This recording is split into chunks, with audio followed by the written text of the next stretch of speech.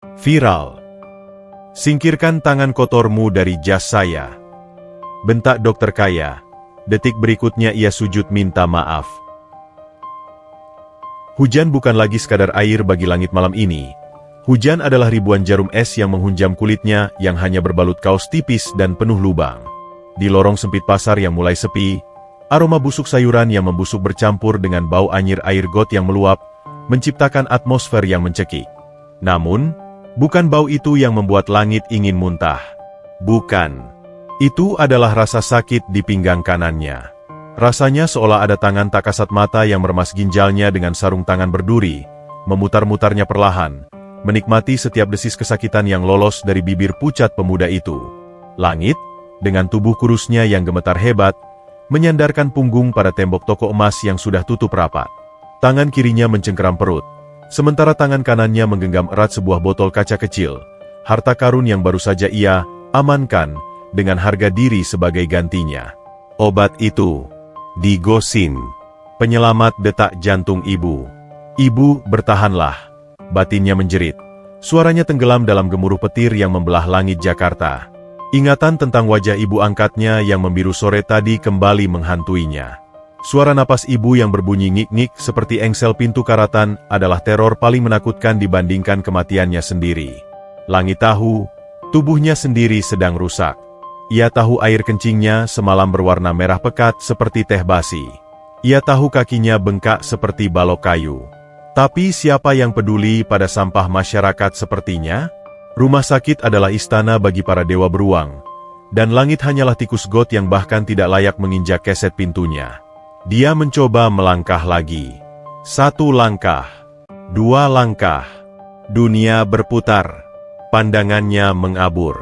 Cahaya lampu jalanan yang kuning suram tampak meleleh, membentuk siluet-siluet hantu yang menertawakan kemiskinannya. Keringat dingin sebesar biji jagung mengalir di pelipis, bercampur dengan air hujan yang kotor. Rasa sakit itu datang lagi, kali ini lebih hebat, seperti tikaman belati panas yang ditarik paksa dari dagingnya. Langit terhuyung, nyaris ambruk ke dalam genangan air hitam di bawah kakinya. Dia tidak boleh mati di sini. Tidak sebelum obat ini sampai ke mulut ibu. Dia memaksa kakinya yang terasa seperti timah untuk berlari. Lari dari rasa sakit. Lari dari bayang-bayang pemilik apotek yang mungkin sedang mengejarnya dengan teriakan, "Maling!" Lari dari takdir yang sepertinya sudah menuliskan namanya di buku kematian malam ini. Tujuannya adalah jalan raya. Jika dia bisa menyeberang, dia bisa masuk ke gang tikus menuju gubuk kardusnya. Suara klakson memekakkan telinga. Cahaya putih menyilaukan menusuk mata, membutakan segalanya. Langit tidak melihat mobil itu datang. Dia hanya melihat kilatan cahaya yang menyerupai pintu surga, atau mungkin pintu neraka. Berak. Benturan itu tidak keras, tapi cukup untuk melempar tubuh ringkih langit ke aspal basah.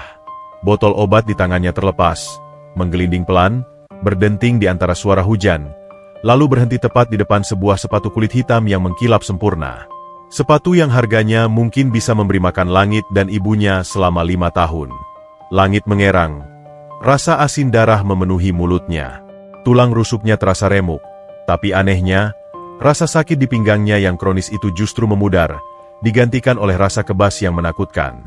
Dia mencoba mengangkat kepala. Matanya yang sayu mencari-cari botol obatnya. Itu dia. Botol itu ada di sana, di dekat roda mobil sedan hitam yang tampak gagah dan angkuh di tengah hujan. Mobil itu begitu bersih, seolah air hujan pun segan menyentuh bodinya. Pintu mobil terbuka. Sebuah payung hitam mengembang dengan elegan. Seseorang turun. Sosok tinggi tegap berbalut jas abu-abu mahal yang potongannya pas di tubuh. Aroma yang menguar dari sosok itu bukan aroma pasar, bukan aroma hujan, dan jelas bukan aroma kemiskinan. Itu adalah aroma mahogani, mask, dan disinfektan rumah sakit yang tajam, aroma sterilitas yang mahal, aroma kekuasaan. Sosok itu melangkah mendekat, tidak mempedulikan cipratan air yang mungkin menodai celana kainnya yang licin. Dia berhenti tepat di depan wajah langit yang tergeletak di aspal. Langit menyipitkan mata, mencoba melihat wajah di balik bayangan payung itu. Dia melihat sepasang mata. Mata yang dingin, tajam, dan tidak memiliki sedikit pun kehangatan. Mata yang menatapnya bukan seperti menatap sesama manusia, melainkan seperti menatap noda kotoran burung di kaca jendela. "Tolong!" bisik langit. Suaranya tak lebih dari desahan angin. "Obat ibuku." Tangannya yang gemetar, penuh lumpur dan luka lecet, terulur lemah ke arah sepatu pria itu, mencoba menggapai botol obat yang tergeletak hanya beberapa sentimeter darinya. Jari-jarinya yang kurus dan kotor menyentuh ujung sepatu mengkilap itu, meninggalkan noda coklat yang menjijikkan di sana. Pria itu tidak bergerak. Dia tidak mundur, tidak juga menolong. Dia hanya berdiri tegak, menatap ke bawah dengan ekspresi datar yang mengerikan. Di dada kirinya, tersemat sebuah name tag perak yang berkilau tertimpa cahaya lampu jalan. Dr. Raka Aditya, SPBTKV. Dalam keremangan kesadarannya yang mulai menghilang, langit merasa ironi yang begitu pahit. Dia sedang sekarat, membutuhkan pertolongan, dan takdir mengirimkan seorang dokter. Tapi dokter ini tidak terlihat seperti malaikat penyembuh. Dia terlihat seperti malaikat pencabut nyawa yang bosan menunggu gilirannya. Langit merasakan dingin merambat dari ujung kaki naik ke dada. Gelap mulai memakan tepian pandangannya. Napasnya tersengal, satu demi satu, semakin berat. Hal terakhir yang dia lihat sebelum dunia menjadi hitam pekat adalah pria itu mengangkat kakinya, sedikit menggeser botol obat itu menjauh dengan ujung sepatunya, seolah benda itu adalah sampah yang menghalangi jalan. Cahaya harapan itu ada di depan mata, namun terasa jutaan tahun cahaya jauhnya. Dunia Raka Aditya adalah dunia yang terukur, presisi, dan di atas segalanya, steril. Di dalam kabin mobil sedan Eropa yang kedap suara itu, hujan badai di luar hanyalah sebuah tontonan bisu, sebuah screensaver alam yang tidak relevan. Suhu di dalam mobil terkunci stabil pada 20 derajat Celcius. Udara yang dihirupnya telah disaring melewati filter HEPA ganda, dan alunan musik klasik dari speaker high-end membuai telinganya dengan kejernihan kristal. Namun, kedamaian artifisial itu hancur dalam sekejap. Bantingan rem mendadak membuat tubuh tegapnya terdorong ke depan, tertahan oleh sabuk pengaman yang mencengkeram jas mahalnya. Raka menggeram rendah, sebuah suara frustrasi yang tertahan di tenggorokan. Bukan karena kaget, jantung seorang dokter bedah jantung tidak mudah berdegup kencang hanya karena kejutan kecil, melainkan karena gangguan. Waktunya sangat berharga. Jadwalnya diatur hingga ke detik. Dan insiden ini, apapun itu, adalah noda tinta di atas kertas jadwalnya yang putih bersih. Sial. Umpatnya pelan, sangat pelan, namun penuh penekanan. Dia melirik arloji di pergelangan tangan kirinya. Pukul 23.15. Dia baru saja menyelesaikan operasi bypass arteri koroner selama 6 jam, dan yang dia inginkan hanyalah pulang ke apartemen penthouse-nya, mandi air panas, dan melupakan aroma betadine yang seolah menempel permanen di kulitnya. Raka meraih payung hitam dari sisi pintu, membukanya dengan gerakan tangkas sebelum kakinya menyentuh aspal. Detik ketika pintu mobil terbuka, realitas kasar Jakarta menerjang masuk. Suara hujan yang bising, cipratan air kotor, dan aroma pasar yang busuk langsung menyerbunya tanpa ampun. Hidung mancungnya mengernyit jijik. Dia membenci kekacauan. Dia membenci ketidakteraturan. Dan di sanalah sumber kekacauan itu tergeletak. Seonggok tubuh manusia. Raka menatapnya bukan sebagai sesama makhluk hidup, melainkan sebagai objek penghalang jalan. Pemuda itu terbaring dalam posisi yang menyedihkan. Separuh wajahnya mencium aspal basah. Tubuhnya dibalut kain lusuh yang lebih pantas disebut saringan tahu daripada baju. Raka melangkah mendekat. Sepatu kulit Italianya beradu dengan genangan air bercampur oli. Dia berdiri tegak di atas tubuh itu. Payungnya melindungi dirinya sendiri, membiarkan hujan terus menghujam punggung ringkih pemuda di bawahnya. "Hei," panggil Raka dingin. Suaranya datar, tanpa emosi. "Bangun. Jangan bermain drama di depan mobil saya." Tidak ada jawaban. Hanya bahu kurus itu yang terlihat naik turun dengan ritme yang kacau. Mata Raka, mata seorang ahli bedah yang terbiasa memindai detail mikroskopis, mulai bekerja secara otomatis. Dia melihat kulit pemuda itu. Pucat pasi, hampir abu-abu, seperti kertas koran lama yang kehujanan. Dia melihat tangan yang tergeletak lemah itu. Kurus kering, hanya tulang berbalut kulit, namun ujung-ujung jarinya membengkak aneh. Clubbing fingers. Tanda hipoksia kronis atau masalah jantung bawaan. Lalu tatapannya jatuh pada sepatu mahalnya. Ada noda lumpur di sana. Bekas sentuhan tangan kotor pemuda itu tadi. Rahang Raka mengeras. Kemarahan dingin merayap naik. Berani sekali dia. Kamu tuli. Raka membentak. Kali ini lebih keras, mengatasi suara guntur. Kakinya bergerak. Ujung sepatunya menyenggol botol kaca kecil yang tergeletak di dekat tangan pemuda itu. Botol itu berguling menjauh. Label botol itu sekilas tertangkap mata Raka. Digosin. Obat gagal jantung. Sesuatu yang aneh berdesir di dada Raka. Bukan simpati, melainkan kebingungan klinis. Seorang gelandangan, di usia semuda ini, mengonsumsi digosin? Dia kembali menatap wajah pemuda itu yang kini terlihat samar di bawah sorot lampu jalan. Ada pembengkakan di sekitar mata, edema periorbital. Raka mendecakkan lidah. Dia berjongkok, gerakan yang sangat dia benci karena mendekatkan wajahnya pada aroma jalan raya yang menyengat. Bau keringat basi, sampah fermentasi, dan bau amonia? Ya, bau itu, tajam dan khas. Bau napas seseorang yang ginjalnya sudah berhenti bekerja, membiarkan racun menumpuk di dalam darah. Tanpa sadar, tangan Raka terulur. Bukan untuk menolong, tapi untuk memeriksa. Dia menyentuh leher pemuda itu dengan 2 jari, mencari denyut nadi karotis. Kulitnya sedingin es, basah dan lengket.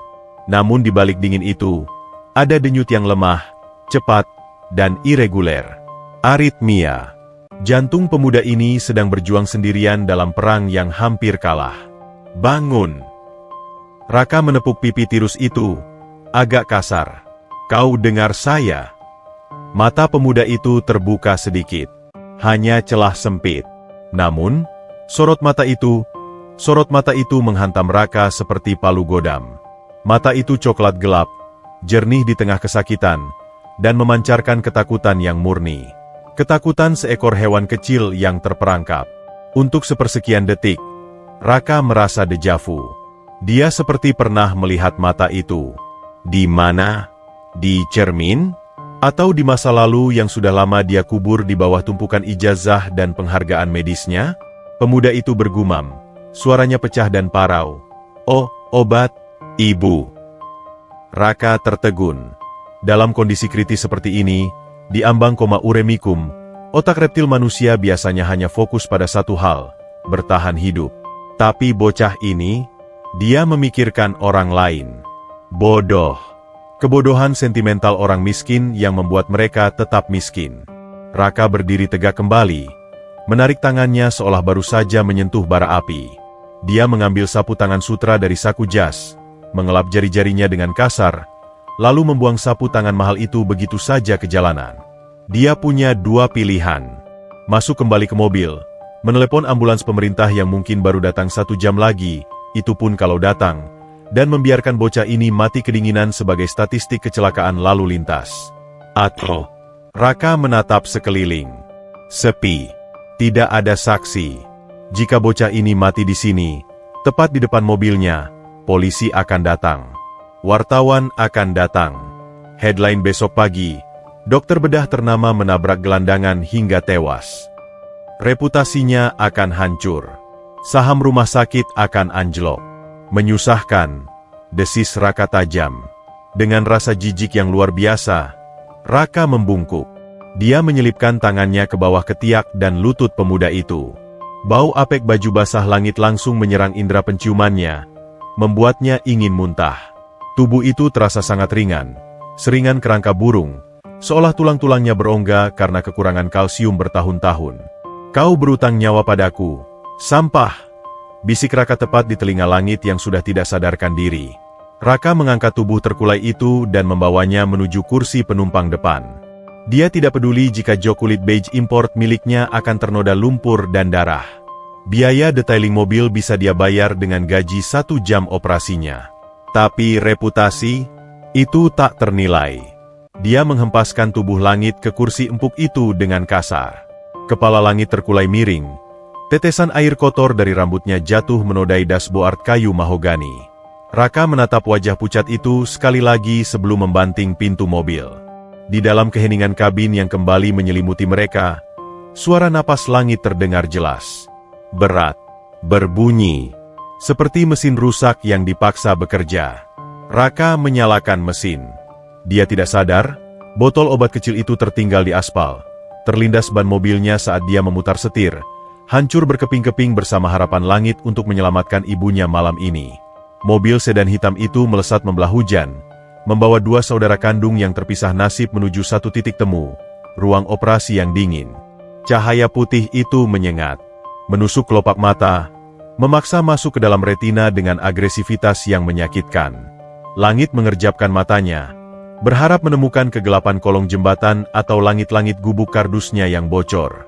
Namun, yang ia temukan adalah langit-langit gipsum putih bersih tanpa noda, dihiasi lampu downlight yang berpendar lembut. Tidak ada suara tikus yang mencicit. Tidak ada tetesan air hujan. Hening. Keheningan yang begitu purba dan asing hingga terasa memekakan telinga. Tubuhnya terbaring di atas sesuatu yang empuk. Terlalu empuk. Punggungnya yang terbiasa beradu dengan lantai semen dingin kini tenggelam dalam busa kasur yang seolah memeluk tulang-tulang rapuhnya. Selimut tebal beraroma lavender membungkusnya hingga sebatas dada. Di mana ini? Surga? Langit mencoba bergerak. Namun rasa nyeri di dada kirinya menahan niat itu. Dia menoleh ke samping. Di sana, sebuah mesin monitor berkedip ritmis, menampilkan garis-garis hijau dan angka-angka merah yang menari-nari. Bip, bip, bip. Irama itu adalah satu-satunya penanda waktu di ruangan yang terasa seperti kapsul waktu ini. Di sudut ruangan, duduk di sofa kulit hitam yang tampak lebih mahal dari harga diri langit, adalah sosok itu. Dr. Raka Aditya sedang membaca sebuah file medis dengan kaki disilangkan. Dia sudah mengganti jas basahnya dengan kemeja biru muda yang licin dan jas putih dokter yang berkibar angkuh. Kacamata membingkai wajahnya yang serius, membuatnya tampak seperti hakim yang sedang membaca surat dakwaan. Sudah puas tidurnya. Suara Raka memecah keheningan, dingin dan tajam seperti pisau bedah yang menyentuh kulit. Dia tidak menoleh, matanya masih terpaku pada lembaran kertas di tangannya. Langit tersentak. Ingatan malam itu membanjiri kepalanya. Hujan. Tabrakan. Obat ibu. Oh, obatku. Suara langit terdengar serak. Tenggorokannya kering kerontang seperti padang pasir. Di mana obatku? Raka menutup map itu dengan bunyi blak yang keras. Dia berdiri, berjalan perlahan mendekati ranjang pasien. Tatapannya menelanjangi langit, bukan dengan nafsu, tapi dengan kalkulasi klinis yang mengerikan. Obat sampah itu sudah hancur, jawab Raka datar. Dia menunjuk ke arah monitor di sebelah ranjang. Dan kau seharusnya bersyukur kau tidak ikut hancur bersamanya. Kreatinin 8.0, urum 200, hemoglobin 5. Jujur saja, secara medis, kau seharusnya sudah menjadi mayat 3 jam yang lalu. Langit tidak mengerti istilah-istilah itu. Angka-angka itu baginya hanyalah bahasa alien. Yang dia mengerti hanyalah satu kata, hancur. Obat itu hancur. Harapan ibu hancur. Saya harus pulang. Langit mencoba bangun, menyibakkan selimut tebal itu. Gerakannya panik, seperti binatang liar yang baru sadar dirinya ada di dalam kandang. Namun, selang infus yang menancap di punggung tangannya menahan gerakannya. Rasa perih menyengat. Diam di tempat, perintah Raka. Nadanya tidak tinggi, tapi memiliki otoritas mutlak yang membuat nyali langit menciut. Kau pikir ini hotel tempat kau bisa check-in dan check-out seenaknya? Kau ada di IGD VIP Rumah Sakit Medika Utama. Dan kau baru saja menghabiskan 3 kantong darah, 2 botol albumin, dan serangkaian tes lab yang biayanya cukup untuk membeli gubukmu itu 10 kali lipat. Jantung langit seakan berhenti berdetak. Biaya, uang, rupiah. Mata langit liar menyapu sekeliling. Ruangan ini luas, bersih, dan mewah. Ada televisi layar datar di dinding. Ada kulkas mini. Lantainya marmer mengkilap. Ini neraka. Neraka yang terbuat dari tagihan yang tak mungkin terbayar. Saya tidak punya uang, Tuan Dokter. Bisik langit. Air mata mulai menggenang di sudut matanya yang cekung. Tubuhnya gemetar hebat, bukan karena dingin, tapi karena teror kemiskinan. Tolong lepaskan saya. Saya tidak minta dibawa ke sini. Saya cuma mau pulang. Raka menatap pemuda itu dengan ekspresi yang sulit diartikan. Ada kejengkelan di sana, tapi juga ada rasa penasaran yang aneh. Ginjalmu rusak. Keduanya, ucap Raka, mengabaikan permohonan langit. Dia mengucapkan vonis itu seringan memesan kopi. Gagal ginjal stadium akhir. Kau butuh cuci darah seumur hidup, atau transplantasi. Jika kau keluar dari pintu itu sekarang tanpa pengobatan, kau akan mati dalam hitungan hari. Racun di tubuhmu akan membuatmu kejang, lalu koma, lalu selesai. Langit terdiam. Mati. Dia tidak takut mati. Mati berarti bebas dari lapar. Mati berarti tidur panjang tanpa mimpi buruk. Tapi ibu, siapa yang akan menyuapi ibu? Siapa yang akan memijat kaki ibu saat rematiknya kambuh? Berapa? Tanya langit pelan. Apanya? Biayanya. Cuci darah itu, berapa? Raka mendengus. Sebuah tawa kecil yang menghina lolos dari bibirnya. 1 kali sesi cuci darah, sekitar 1,5 juta. Kau butuh 2 kali seminggu. Itu belum termasuk obat-obatan, suntik hormon, dan biaya rawat inapmu malam ini yang sudah menembus angka 15 juta. 15 juta. Angka itu berdenging di telinga langit. Itu adalah jumlah uang yang tak pernah ia lihat seumur hidupnya. Baginya, uang Rp10.000 adalah berkah. 15 juta adalah imajinasi. Rasa putus asa itu datang seperti gelombang pasang, menenggelamkan rasionalitasnya. Langit nekat. Dia menarik paksa selang infus di tangannya. SRRT. Darah segar muncrat, menodai spray putih bersih itu dengan warna merah menyala. Raka terbelalak. Dia tidak menyangka pemuda kumuh ini punya nyali sebuas itu. Apa yang kau lakukan? Bodoh. Raka menyambar bahu langit, mencengkeramnya kuat, menahannya agar tidak turun dari ranjang. Lepaskan saya. Langit memberontak. Tenaganya yang lemah entah mendapat dorongan dari mana. Dia memukul dada Raka. Pukulan lemah yang tidak berarti apa-apa bagi tubuh atletis sang dokter. Saya tidak bisa bayar. Biarkan saya mati di jalan. Jangan bunuh saya dengan utang. Diam, bentak Raka. Dia menekan tombol darurat di dinding dengan sikunya. Lalu dengan mudah mengunci kedua tangan langit di atas kepala. Wajah mereka kini hanya berjarak beberapa sentimeter. Langit bisa mencium aroma mint dari napas Raka. Raka bisa mencium bau apek yang masih tersisa dari rambut langit. Mata mereka bertemu. Coklat bertemu hitam. Untuk sesaat, waktu seolah membeku. Raka melihat pantulan dirinya di mata ketakutan itu. Ada kemarahan di sana. Kemarahan orang kecil yang tertindas oleh sistem yang tidak adil. Dan anehnya, Raka merasakan dadanya sesak. Bukan karena marah, tapi karena sesuatu yang lain. Sesuatu yang bergetar jauh di dalam memori genetiknya. Kau tidak akan membayar sepeser pun, desis Raka tiba-tiba. Kalimat itu keluar begitu saja tanpa persetujuan otaknya. Langit berhenti meronta. Napasnya memburu. Apa? Saya yang tabrak kamu. Saya yang bawa kamu ke sini. Raka melepaskan cengkeramannya perlahan, mundur selangkah, merapikan jasnya yang sedikit kusut. Wajahnya kembali dingin. Topeng profesionalnya terpasang kembali dengan sempurna. Anggap saja ini amal. Atau eksperimen. Terserah. Pintu ruangan terbuka. 2 perawat masuk dengan wajah panik. Dokter Raka? Ada apa? Pasien kejang. Raka menatap langit yang masih terengah-engah di atas ranjang. Darah menetes dari punggung tangannya ke lantai marmer. Pemandangan itu merusak estetika ruangan. Tapi Raka tidak lagi peduli pada nodanya. Pasien gelisah. Pasang ulang infusnya. Beri sedatif ringan. Perintah Raka tanpa menoleh. Lalu berjalan menuju pintu keluar. Sebelum dia menghilang di balik pintu, dia berhenti sejenak. Berbicara tanpa menatap langit. Namamu Langit. Kan? Jangan coba-coba lari lagi. Karena kali ini, aku tidak akan mengejarmu. Pintu tertutup. Langit kembali sendirian. Rasa sakit di tangannya berdenyut. Tapi rasa sakit di hatinya lebih parah. Dia selamat, tapi dia terperangkap. Dia hidup, tapi dia merasa seperti tawanan. Dan yang terburuk, dia kini berutang nyawa pada pria yang menatapnya seperti sampah. Di luar jendela kaca yang tebal, hujan masih turun, menangisi nasib dua saudara yang saling menyakiti tanpa menyadari darah yang mengalir di tubuh mereka adalah darah yang sama. Ruang kerja Dr. Raka Aditya adalah definisi kesempurnaan yang hampa. Di lantai 15 rumah sakit, jauh dari hiruk-pikuk bangsal kelas 3 yang penuh erangan, ruangan ini hening seperti makam raja-raja.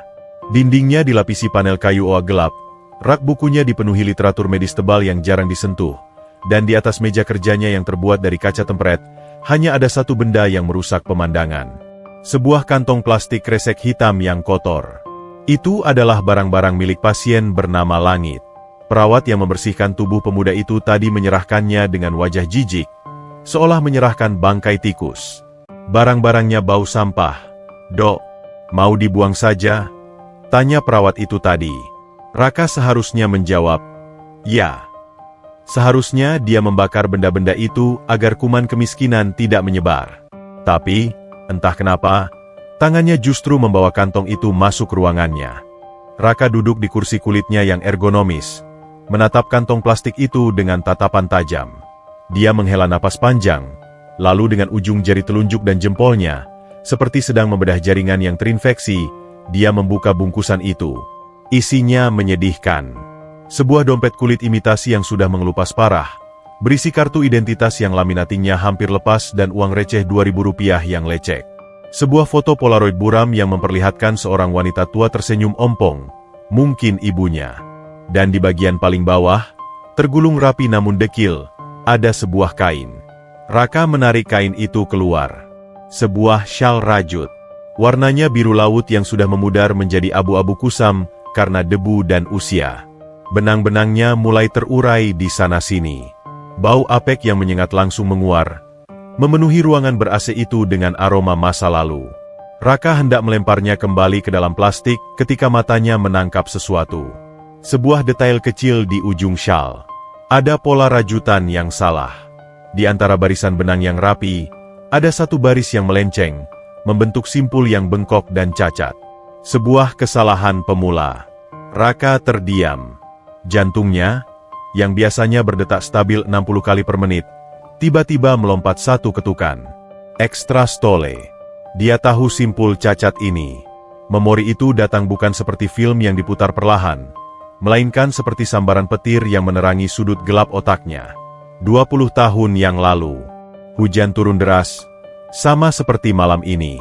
Di sebuah rumah mewah bergaya kolonial yang dingin, Raka kecil berusia 10 tahun berdiri di balik pintu kamar yang sedikit terbuka. Dia mengintip ibu yang sedang duduk di kursi goyang sambil menangis tanpa suara. Di pangkuan ibu, ada buntalan bayi merah yang sedang tidur pulas. Bayi yang rusak. Bayi itu lahir dengan kelainan ginjal bawaan dan jantung yang lemah.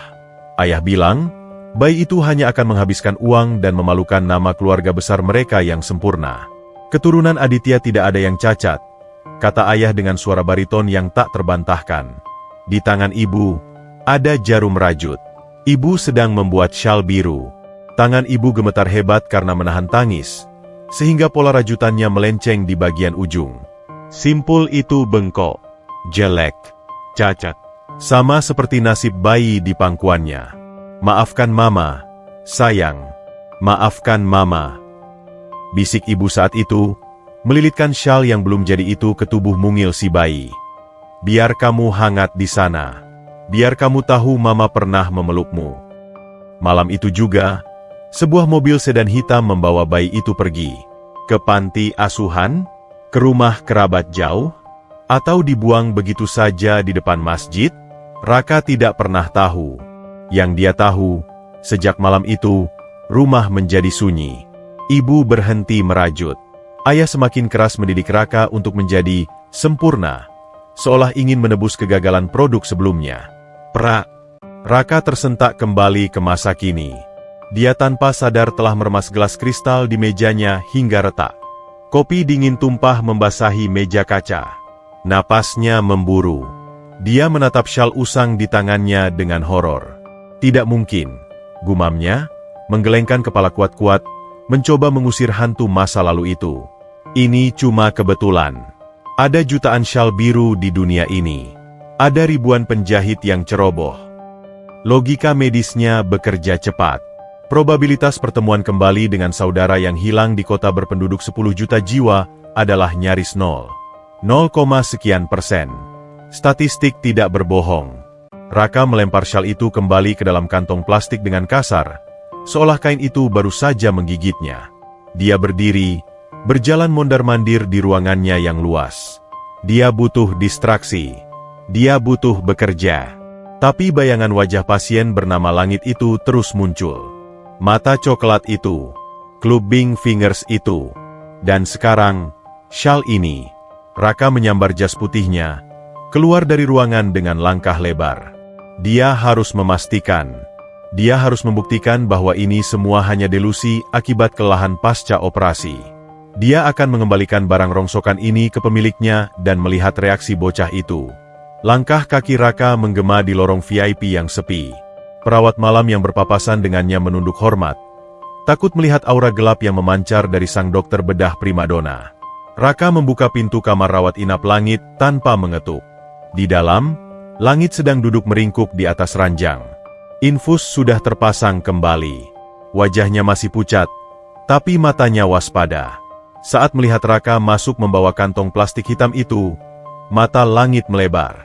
Bukan karena takut pada Raka, tapi karena mengenali kantong itu. Itu. Suara Langit tercekat. Dia menunjuk kantong di tangan Raka. Itu punya saya. Raka berjalan mendekat, lalu menjatuhkan kantong itu ke pangkuan Langit. Bunyinya berdesir pelan. Perawat mau membuangnya, kata Raka dingin. Matanya mengunci setiap mikroekspresi di wajah Langit. Dia bilang itu sampah. Langit segera membuka kantong itu dengan tangan gemetar. Dia tidak peduli pada dompetnya. Dia tidak peduli pada uangnya. Tangannya langsung menyelam ke dasar plastik dan menarik keluar syal biru usang itu. Langit mendekap kain kotor itu ke dadanya, membenamkan wajahnya di sana, menghirup aroma apeknya seolah itu adalah oksigen murni. Bahunya terguncang. Dia menangis. Terima kasih. Terima kasih tidak membuang ini. Isak Langit. Suaranya pecah, penuh dengan kelegaan yang menyakitkan. Ini satu-satunya yang ditinggalkan orang tua kandung saya saat saya ditemukan di panti. DEG. Dunia Raka berhenti berputar. Lantai marmer di bawah kakinya terasa bergoyang. Pengakuan itu menghantamnya telak di ulu hati, lebih keras daripada pukulan fisik manapun. Panti asuhan, orang tua kandung, barang peninggalan.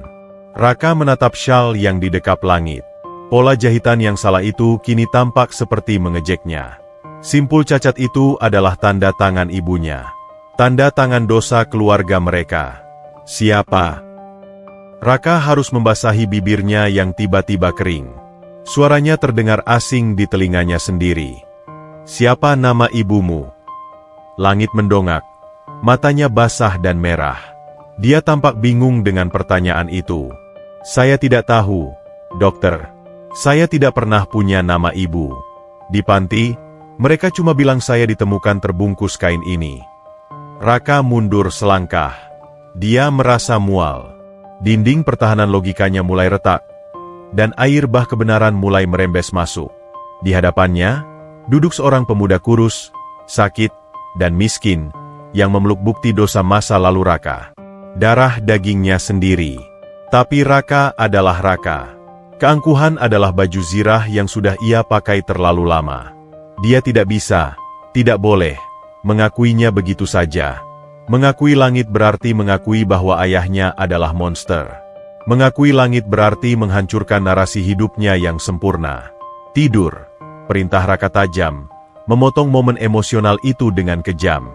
Dia membalikan badan, tidak sanggup melihat syal itu satu detik pun lagi. Besok pagi ada pemeriksaan lanjutan. Jangan mati sebelum saya izinkan. Raka membanting pintu kamar itu di belakangnya, meninggalkan Langit yang terpaku bingung. Di lorong yang dingin, Raka bersandar pada dinding, tangannya mencengkeram dada kirinya. Jantungnya berdegup kencang, tidak beraturan, seirama dengan ketakutan yang kini mulai merayap naik. Dia baru saja menemukan adiknya. Dan adiknya adalah segala hal yang dia benci. Pagi datang bukan dengan kicauan burung, melainkan dengan denting sendok perak di atas piring porselen. Langit menatap nampan sarapan di hadapannya dengan tatapan kosong. Ada bubur ayam dengan taburan cakwe yang rapi, segelas jus jeruk segar yang butiran airnya mengembun di dinding gelas, dan sepotong buah potong yang disusun artistik. Makanan ini terlihat terlalu cantik untuk dimakan. Bagi lidah Langit yang terbiasa dengan nasi aking dan garam, kemewahan ini terasa seperti sebuah ejekan. Dia tidak lapar. Perutnya mual. Setiap kali dia melihat pintu kamar rawat inap yang tertutup rapat itu, jantungnya berdegup kencang. Dia merasa seperti narapidana yang menunggu giliran eksekusi. Raka, dokter aneh itu, belum muncul lagi sejak semalam. Sejak dia melihat syal biru itu, tiba-tiba, gagang pintu bergerak. Langit menahan napas, berharap itu Raka yang akan memberitahunya bahwa dia boleh pulang. Namun, yang masuk bukanlah sosok tegap dokter bedah itu. Yang melangkah masuk adalah seorang wanita. Cantik, tapi jenis kecantikan yang membuat nyali menciut. Rambutnya disanggul rapi tanpa sehelai pun yang keluar dari jalurnya. Jas putihnya begitu bersih hingga tampak bercahaya, membalut tubuh rampingnya dengan presisi militer. Dia berjalan dengan bunyi sepatu hak tinggi yang mengetuk lantai marmer dengan irama intimidasi. Tak, tak, tak. Dia adalah Dr. Sinta Prameswari, Wakil Direktur Pelayanan Medis. Dan dia tidak datang untuk memeriksa kesehatan pasien. Sinta berhenti di ujung ranjang, tidak mendekat. Dia memandang langit dari balik kacamata berbingkai emasnya. Tatapan yang sama seperti seseorang melihat kecoa yang merayap di atas meja makan restoran bintang 5. Di tangannya, ada sebuah tablet digital. Jadi, ini, proyek amal, terbaru Dr. Raka, gumam Sinta pelan. Namun suaranya mengisi seluruh ruangan dengan aura dingin yang berbeda. Bukan dingin yang membekukan, tapi dingin yang menusuk. Langit menelan ludah, tenggorokannya terasa sakit. Selamat pagi, Bu Dokter.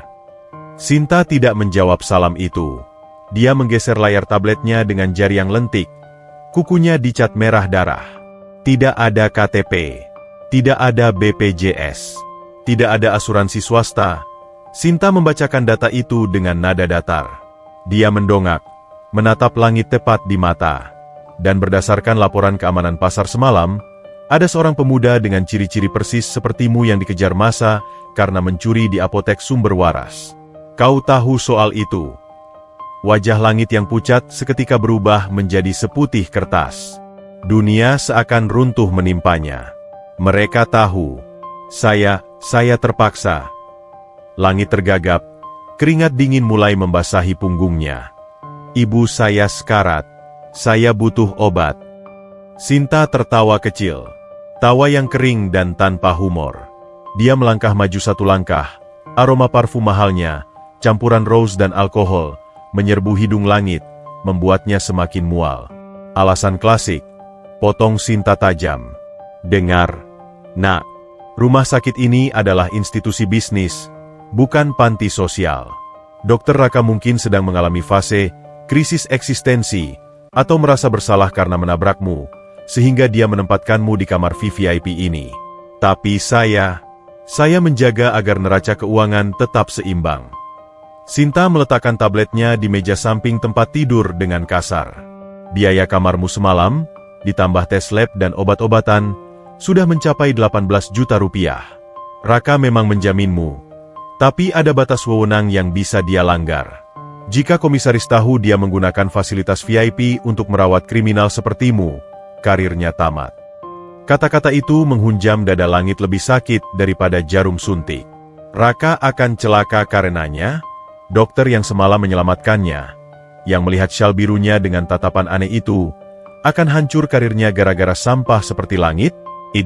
Langit boleh menderita, tapi dia tidak mau menyeret orang lain ke dalam lumpur nasibnya. Saya akan pergi. Langit berusaha duduk, mengabaikan pusing yang menghantam kepalanya. Saya akan pergi sekarang. Tolong jangan hukum Dokter Raka. Sinta tersenyum miring. Senyum kemenangan. Pilihan yang bijak. Tapi kau tidak bisa pergi begitu saja. Ada prosedur hukum. Pencurian obat itu kasus pidana. Saya sudah menghubungi pihak apotek. Polisi mungkin sedang dalam perjalanan ke sini. Langit membeku. Penjara. Bayangan jeruji besi yang dingin, jauh dari ibu yang sedang sakit sendirian di gubuk, membuat air mata Langit tumpah tanpa bisa ditahan. Jika dia di penjara, siapa yang merawat ibu? Ibu akan mati kelaparan dalam hitungan hari. Tolong, jangan polisi. Isak Langit merangkupkan kedua tangannya memohon. Saya akan kerja apa saja untuk bayar obat itu. Saya jadi tukang sapu di sini, jadi tukang cuci mayat, apa saja asal jangan polisi. Drama yang menyentuh. Cibir Sinta. Dia berbalik badan, bersiap meninggalkan ruangan. Sayangnya, kami tidak butuh tukang sapu yang sakit ginjal. Kami butuh uang. Tepat saat Sinta memegang gagang pintu, pintu itu terbuka dari luar dengan kasar. Dokter Raka berdiri di sana. Wajahnya tegang. Napasnya sedikit memburu seolah dia baru saja berlari dari ruang operasi. Matanya langsung menyapu ruangan, melihat Langit yang menangis gemetar dan Sinta yang berdiri angkuh. Apa yang kau lakukan di sini, Sinta? Suara Raka rendah, menggeram seperti harimau yang daerah kekuasaannya diganggu. Sinta tidak terlihat takut. Dia justru mengangkat alisnya dengan tenang. Hanya melakukan pekerjaanmu, Raka. Membersihkan kekacauanmu. Pasien ini kriminal, dan kau menaruhnya di kamar yang harganya lebih mahal dari harga nyawanya. Raka melangkah masuk, memosisikan tubuhnya di antara Sinta dan Langit. Sebuah gerakan protektif yang tidak disadari. Dia pasienku, tegas Raka. Status hukumnya bukan urusanmu. Kondisi medisnya adalah tanggung jawabku. Oh ya. Sinta melipat tangan di dada. Sejak kapan kau peduli pada pasien klasteri? Biasanya kau bahkan tidak mau menyentuh pasien yang kukunya kotor. Ada apa dengan anak ini, Raka? Kenapa kau melindunginya mati-matian? Pertanyaan itu menggantung di udara, berat dan mematikan. Raka terdiam. Dia tidak bisa menjawab. Dia tidak bisa bilang, karena dia mungkin adikku. Itu akan menjadi skandal terbesar tahun ini.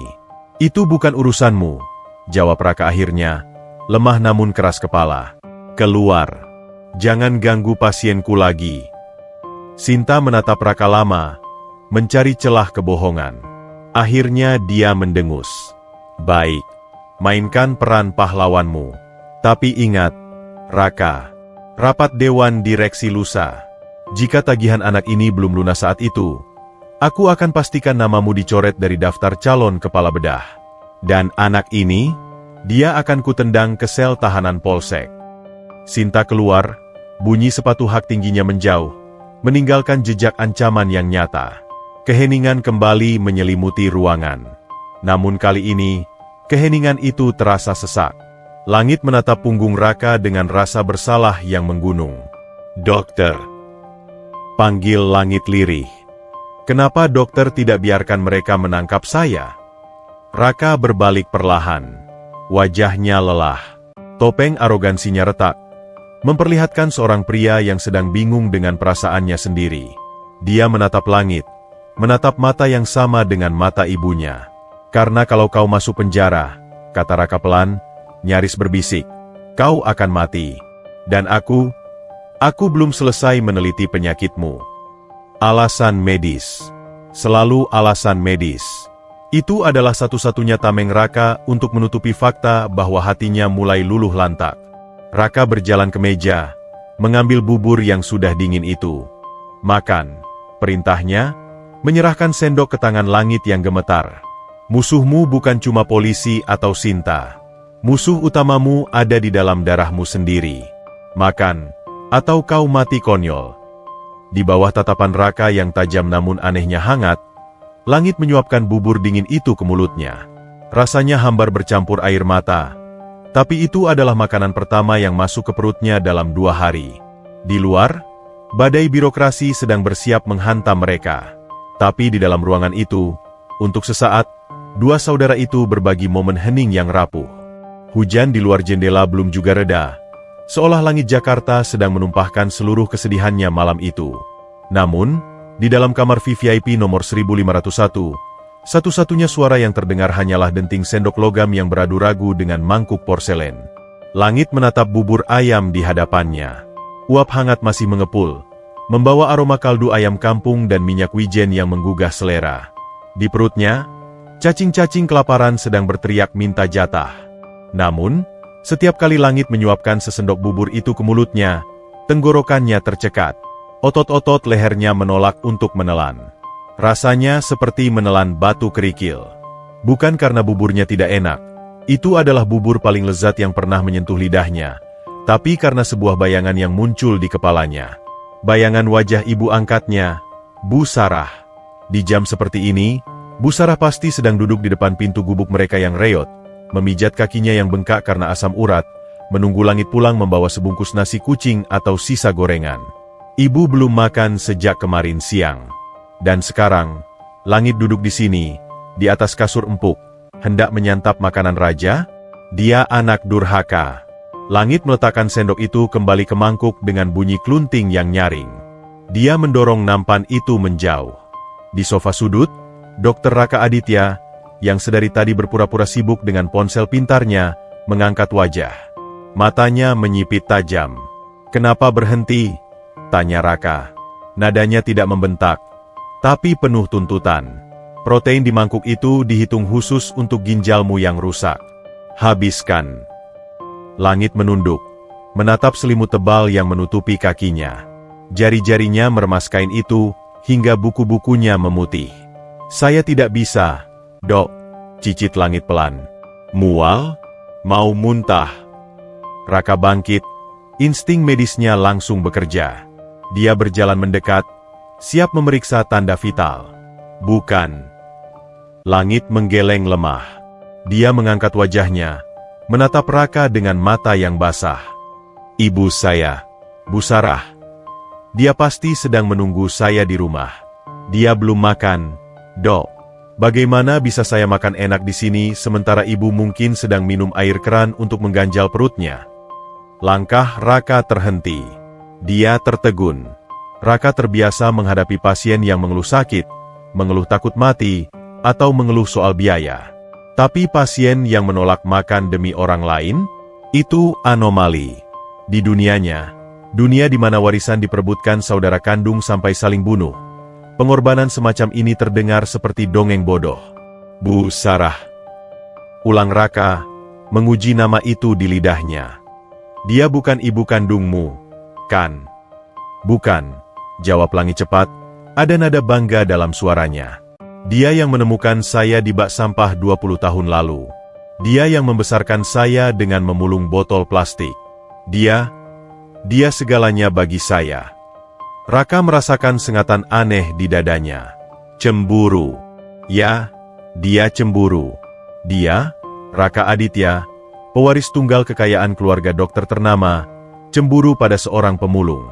Raka memiliki ibu kandung yang cantik dan berpendidikan, tapi ibunya selalu sibuk dengan arisan sosialita atau depresi di kamar. Raka tidak pernah merasakan jenis cinta yang membuat seseorang rela kelaparan demi orang lain. Adiknya yang terbuang ini, entah bagaimana, mendapatkan cinta yang tidak pernah Raka dapatkan. "Di mana gubukmu?" tanya Raka tiba-tiba. Tangannya kembali meraih ponsel, jari jempolnya bergerak cepat di atas layar. Langit bingung. "Maksud dokter? Alamatnya. Di mana kau tinggal?" desak Raka, nada suaranya tidak sabar. "Sebutkan saja patokannya." Di belakang pasar induk Kramat Jati. Masuk gang samping kali, gubuk ketiga yang atapnya pakai seng biru, jawab Langit ragu-ragu. Raka tidak menjawab. Dia sibuk menekan-nekan layar ponselnya. Wajahnya serius, keningnya berkerut, seolah sedang melakukan kalkulasi dosis obat yang rumit. 1 menit berlalu dalam keheningan yang membingungkan. Akhirnya, Raka memutar layar ponselnya ke hadapan Langit. Di layar itu, terpampang aplikasi pemesanan makanan online. Ada daftar pesanan yang panjang, 2 porsi martabak manis keju susu spesial, 3 porsi sate ayam lontong, dan 2 paket nasi ayam bakar madu. Total harganya membuat mata Langit melotot. Hampir Rp300.000. Tujuannya, gubuk seng biru, belakang pasar induk. Drivernya sudah jalan, kata Raka datar, menyimpan kembali ponselnya ke saku jas. Estimasi sampai 30 menit lagi. Saya juga sudah titip pesan ke drivernya untuk memastikan makanan itu sampai ke tangan wanita tua bernama Sarah. Mulut Langit terbuka, tapi tidak ada suara yang keluar. Otaknya yang sederhana kesulitan memproses apa yang baru saja terjadi. Dokter yang sombong ini, dokter yang tadi pagi menghinanya, baru saja membelikan pesta pora untuk ibunya? Kenapa? Suara Langit bergetar hebat. Kenapa dokter melakukan ini? Raka mendengus, memalingkan wajahnya ke arah jendela, menghindari tatapan mata Langit yang penuh pemujaan. Dia tidak sanggup melihatnya. Dia tidak ingin dianggap baik. Dia melakukan ini bukan karena dia baik. Dia melakukannya karena, entahlah, karena kalau kau tidak makan, kadar albuminmu turun. Kalau albumin turun, obat-obatanku tidak bekerja maksimal. Itu akan merusak data penelitianku, jawab Raka ketus. Alibinya sempurna, logis, dingin. Saya tidak mau investasi saya rugi.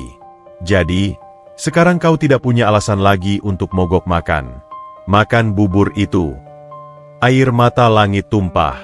Bukan air mata sedih, tapi air mata kelegaan yang luar biasa. Beban berat di pundaknya seolah diangkat begitu saja. Ibunya akan makan enak malam ini. Ibunya akan tersenyum. Terima kasih, dokter. Terima kasih banyak. Isak Langit. Dia meraih sendok dengan tangan gemetar, lalu mulai menyuapkan bubur itu ke mulutnya dengan lahap. Raka memperhatikan dari sudut matanya. Dia melihat bagaimana Langit makan dengan rakus, sisa bubur menempel di sudut bibirnya. Wajahnya yang tadi tegang kini mulai rileks. Untuk pertama kalinya dalam hidupnya yang steril dan sepi, Raka merasakan kehangatan yang aneh. Bukan dari penghangat ruangan, tapi dari dalam dadanya sendiri. Melihat adiknya makan, entah kenapa, membuat perut Raka sendiri terasa kenyang. Namun, di balik kehangatan itu, bayangan wajah ayahnya muncul. Ayah yang membuang Langit karena dianggap cacat. Apa yang akan dilakukan ayah jika tahu Raka sedang memberi makan sampah ini?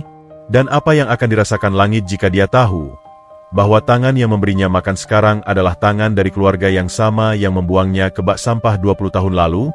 Raka mengepalkan tangannya di dalam saku jas. Rahasia ini adalah bom waktu. Habiskan, gumam Raka pelan. Suaranya lebih lembut dari sebelumnya, nyaris tak terdengar. Setelah itu tidur. Besok akan jadi hari yang panjang. Langit mengangguk sambil mengunyah. Tersenyum tulus dengan mata menyipit.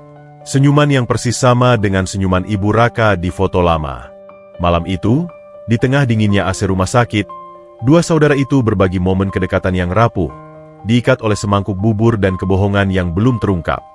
Jam dinding digital di atas pintu menunjukkan angka pukul 2.15. Keheningan malam di Rumah Sakit Medika Utama terasa begitu padat, seolah udara itu sendiri telah membeku menjadi balok es yang memerangkap siapapun di dalamnya. Di kamar 1501, Langit membuka matanya. Dia tidak tidur. Dia tidak pernah benar-benar tidur.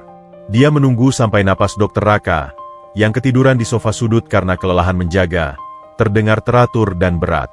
Dokter itu terlihat kacau. Kemejanya kusut, dasinya longgar, dan wajahnya yang tampan tampak lebih tua 10 tahun karena guratan lelah. Langit menatap sosok itu dengan dada sesak. Perasaan hangat yang tadi ia rasakan saat memakan bubur kini berubah menjadi rasa bersalah yang mencekik lehernya. Kata-kata wanita jahat tadi siang, Dokter Sinta, kembali berdenging di telinganya seperti sirene peringatan bahaya. Jika komisaris tahu dia merawat kriminal sepertimu, karirnya tamat. Kalimat itu berputar-putar di kepala Langit, menghantam dinding tengkoraknya tanpa ampun. Langit sadar siapa dirinya. Dia hanyalah sampah pasar yang kebetulan bernapas. Dia adalah noda kotor di atas kain sutra kehidupan Raka. Raka sudah terlalu baik. Dokter itu memberinya makan, memberinya kasur empuk, bahkan memberi makan ibunya yang jauh di sana. Langit tidak bisa membalasnya dengan menghancurkan masa depan penyelamatnya. Dia harus pergi. Dia harus menghilang sebelum matahari terbit, sebelum rapat direksi itu terjadi, sebelum polisi datang dan menyeret nama Raka ke dalam lumpur skandal. Dengan tekad yang digerakkan oleh keputusasaan, langit mulai bergerak. Dia menyibakkan selimut tebal itu perlahan, menahan napas agar suara gesekan kain tidak membangunkan Raka. Kakinya yang telanjang menyentuh lantai marmer yang dingin. Sensasi dingin itu merambat naik, menusuk tulang-tulangnya yang rapuh, membuatnya menggigil seketika. Tantangan pertama, infus.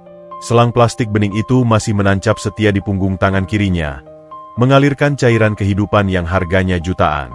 Langit menatap jarum itu dengan ngeri. Dia tahu ini akan sakit.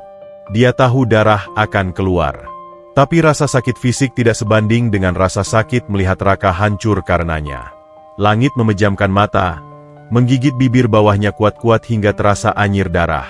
Dengan satu gerakan sentakan cepat yang nekat, SRRT, dia menarik paksa jarum itu. Rasa perih yang menyengat langsung menjalar hingga ke ketiak. Darah merah segar memancar keluar, menetes deras mengotori lantai putih. Langit menahan erangan yang hendak lolos dari tenggorokannya. Dia buru-buru menekan luka itu dengan jempolnya, lalu meraih kapas alkohol bekas yang ada di meja nakas, menempelkannya asal-asalan, dan melilitnya dengan plester yang dia robek paksa. Napasnya memburu. Jantungnya berdetak kacau. Aritmianya kambuh. Duk, duk duk, duk. Langit turun dari ranjang. Dunia seketika berputar miring. Lantai seolah menjadi geladak kapal yang dihantam badai. Penglihatannya menggelap sesaat. Tubuhnya yang kekurangan hemoglobin berteriak protes karena dipaksa berdiri tegak. Dia harus berpegangan pada tiang infus kosong agar tidak ambruk. Kuat, langit, kuat. Demi Dokter Raka, demi ibu. Dia melangkah tertatih-tatih menuju lemari kecil di sudut. Di sana, di dalam kantong plastik hitam yang tadi dibawa Raka, ada baju kotornya. Kaos lusuh yang bau keringat dan celana yang penuh lumpur. Itu adalah kulit aslinya. Baju pasien ini terlalu suci untuk dia pakai. Dengan tangan gemetar dan napas tersengal, langit mengganti pakaiannya dalam kegelapan. Bau apek bajunya sendiri terasa menenangkan, mengingatkannya pada tempat di mana dia seharusnya berada, jalanan. Dia mengambil syal biru butut itu, melilitkannya erat-erat di leher. Syal itu adalah satu-satunya pelindung yang dia miliki dari kejamnya dunia luar. Sebelum pergi, langit menoleh sekali lagi ke arah sofa. Dia melihat Raka yang masih tertidur pulas, satu tangannya menggantung di sisi sofa, jari-jarinya yang lentik tampak rileks. Langit ingin sekali berlutut, mencium tangan itu sebagai tanda terima kasih. Tapi dia tidak berani. Dia takut kotoran di tubuhnya akan menodai Raka lagi. "Maafkan saya, Dok," bisik langit tanpa suara, air mata menetes di pipinya yang tirus. "Terima kasih sudah menjadi manusia paling baik yang pernah saya temui." Langit memutar gagang pintu dengan gerakan lambat seperti pencuri. Pintu terbuka. Koridor VVIP sepi. Hanya ada dengungan mesin pendingin udara dan cahaya lampu neon yang suram. Langit berjalan merapat ke dinding, memanfaatkan bayangan pilar-pilar besar untuk menyembunyikan tubuh kurusnya. Setiap langkah adalah perjuangan. Kakinya terasa berat seperti dibebani timah. Ginjalnya berdenyut nyeri, mengirimkan sinyal rasa sakit yang menjalar ke punggung bawah, seolah ada pisau berkarat yang diputar di sana. Dia harus melewati Nurse Station. Dua perawat sedang duduk di sana, sibuk mengobrol pelan sambil menatap layar komputer. Langit menahan napas. Jantungnya berpacu gila-gilaan. Jika mereka melihatnya, tamatlah riwayatnya. Dia menunggu saat salah satu perawat bangkit menuju ruang obat. Saat pandangan perawat yang satu lagi terhalang monitor, langit melesat, atau lebih tepatnya, menyeret kakinya secepat mungkin, melewati area terbuka itu menuju pintu tangga darurat. Pintu berat itu terbuka dengan desitan engsel yang memekakkan telinga. Langit menyelinap masuk dan menutupnya kembali. Aman. Tapi sekarang, dia dihadapkan pada mimpi buruk baru, tangga. Dia berada di lantai 15. Lift tidak mungkin dia gunakan karena butuh kartu akses, atau akan terekam CCTV. 15 lantai. Menurun. Bagi orang sehat, itu hanya olahraga ringan. Bagi langit yang kadar racun dalam darahnya sudah mencapai ambang batas kematian, itu adalah misi bunuh diri. Langkah pertama. Lututnya gemetar. Lantai 14. Napasnya mulai berbunyi ngik-ngik. Lantai 10. Keringat dingin membasahi seluruh tubuhnya, membuat bajunya lengket. Pandangannya mulai berbayang ganda. Dia harus duduk di anak tangga, memeluk perutnya yang terasa seperti diaduk-aduk blender. Jangan berhenti. Kalau berhenti, kau mati di sini. Dia merangkak. Benar-benar merangkak turun seperti binatang yang terluka, menyeret kakinya yang bengkak menuruni anak tangga beton yang dingin. Tangannya kotor oleh debu. Kukunya patah saat mencengkeram pegangan besi tangga. Lantai 5. Lantai 3. Lantai dasar. Langit mendorong pintu keluar di lantai dasar yang membawanya ke area belakang rumah sakit, tempat truk sampah dan mobil jenazah parkir. Udara malam Jakarta langsung menampar wajahnya. Panas, lembab, dan berbau asap knalpot. Kontras sekali dengan udara steril di lantai 15 tadi.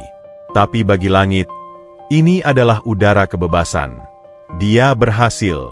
Langit berjalan terhuyung-huyung menjauhi gedung megah itu, menyusuri trotoar yang becek sisa hujan. Dia tidak tahu mau kemana. Kakinya melangkah otomatis menuju arah pasar, arah pulang. Namun, baru 50 meter dia berjalan, tubuhnya menyerah. Rasa sakit yang luar biasa meledak di dada kirinya. Kali ini bukan peringatan, tapi serangan. Jantungnya yang lelah akhirnya protes keras. Langit tersentak, mencengkeram dadanya.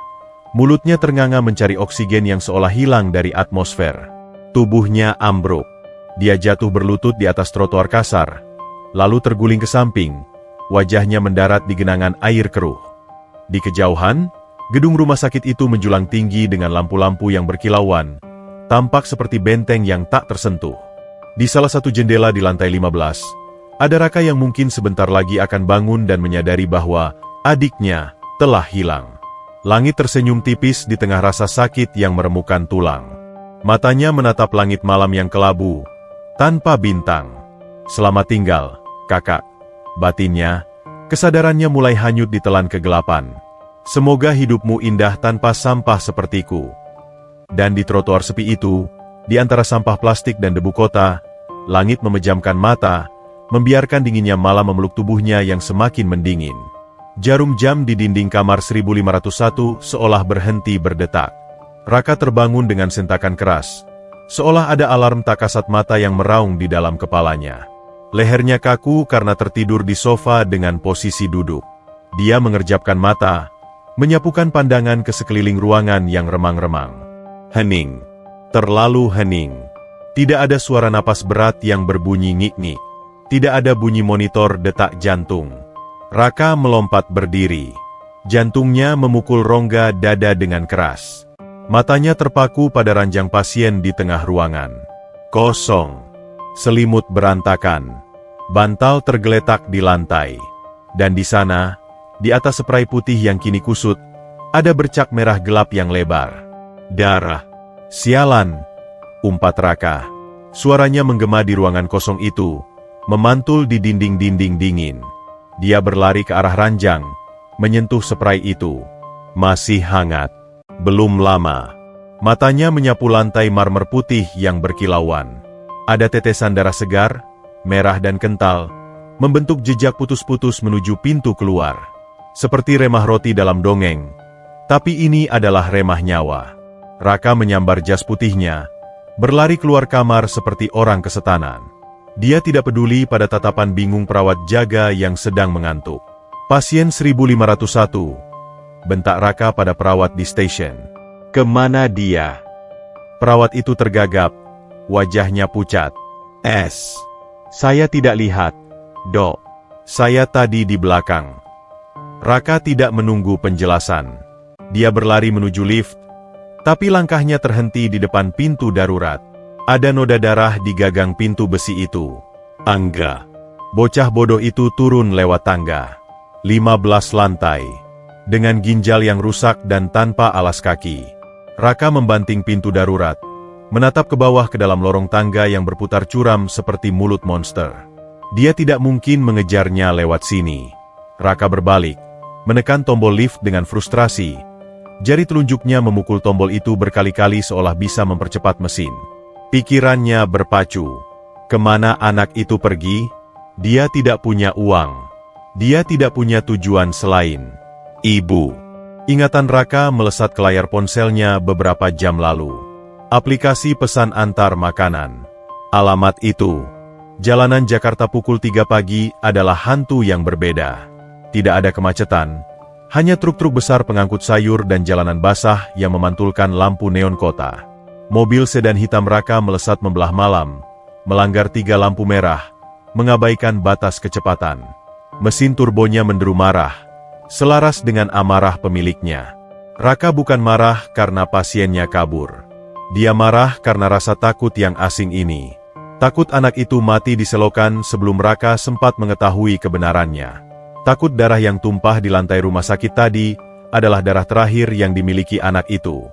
GPS di dashboard membawanya menjauh dari pusat kota yang gemerlap, masuk ke wilayah timur Jakarta yang padat dan semrawut. Gedung-gedung kaca berganti menjadi ruko-ruko kusam. Trotoar rapi berganti menjadi gundukan tanah dan lapak pedagang kaki lima. Tujuan Anda berada di sebelah kiri. Suara robot GPS berbunyi datar. Raka menginjak rem. Mobil mewahnya berhenti di mulut sebuah gang sempit yang gelap dan becek. Di depannya, pasar induk sedang menggeliat bangun. Bau sampah busuk, sayuran layu, dan amis ikan langsung menerobos masuk meski kaca mobil tertutup rapat. Raka menatap gang itu dengan ragu. Mobilnya tidak mungkin muat masuk ke sana. Dia harus jalan kaki. Raka mematikan mesin, menarik napas panjang, lalu keluar. Detik itu juga, sepatunya, sepatu kulit Italia seharga 7 juta rupiah, tenggelam ke dalam lumpur hitam yang bercampur air got. Dia mengabaikannya. Dia menyalakan senter ponselnya, melangkah masuk ke dalam labirin kemiskinan itu. Suasana di dalam gang itu mencekik. Rumah-rumah, jika bisa disebut rumah, berdempetan seperti kotak korek api yang ditumpuk asal-asalan. Dinding triplek, atap sengkaratan, jemuran pakaian dalam yang menggantung rendah mengenai kepala. Suara batuk orang sakit, tangisan bayi, dan dengkuran terdengar bersahutan dari balik dinding-dinding tipis itu. Raka merasa seperti alien yang mendarat di planet lain. Planet yang kotor, bau, dan putus asa. Permisi, Raka bertanya pada seorang bapak tua yang sedang menyulut rokok kretek di depan pintu. Gubuk Seng Biru? Rumah Bu Sarah. Bapak itu menatap Raka dari ujung kaki ke ujung kepala. Jas putih dokter yang bersih kontras menyakitkan dengan lingkungan kumuh itu. Lurus, belok kanan di dekat kandang ayam. Paling ujung, dekat kali, jawab bapak itu singkat, lalu membuang muka. Ada tatapan permusuhan di matanya. Tatapan orang miskin kepada orang kaya yang nyasar. Raka mempercepat langkahnya. Setengah berlari, melompati genangan air keruh. Jantungnya berdegup semakin kencang. Di ujung gang, di tepi kali yang airnya hitam pekat dan penuh sampah plastik, berdiri sebuah gubuk miring. Atapnya dari seng biru bekas spanduk caleg. Dindingnya dari kardus kulkas yang dilapis plastik. Pintu gubuk itu terbuka sedikit. Cahaya lampu minyak yang suram berkedip-kedip dari dalam. Raka mendorong pintu reot itu. Langit. Pemandangan di depannya membuat napas Raka tercekat di tenggorokan.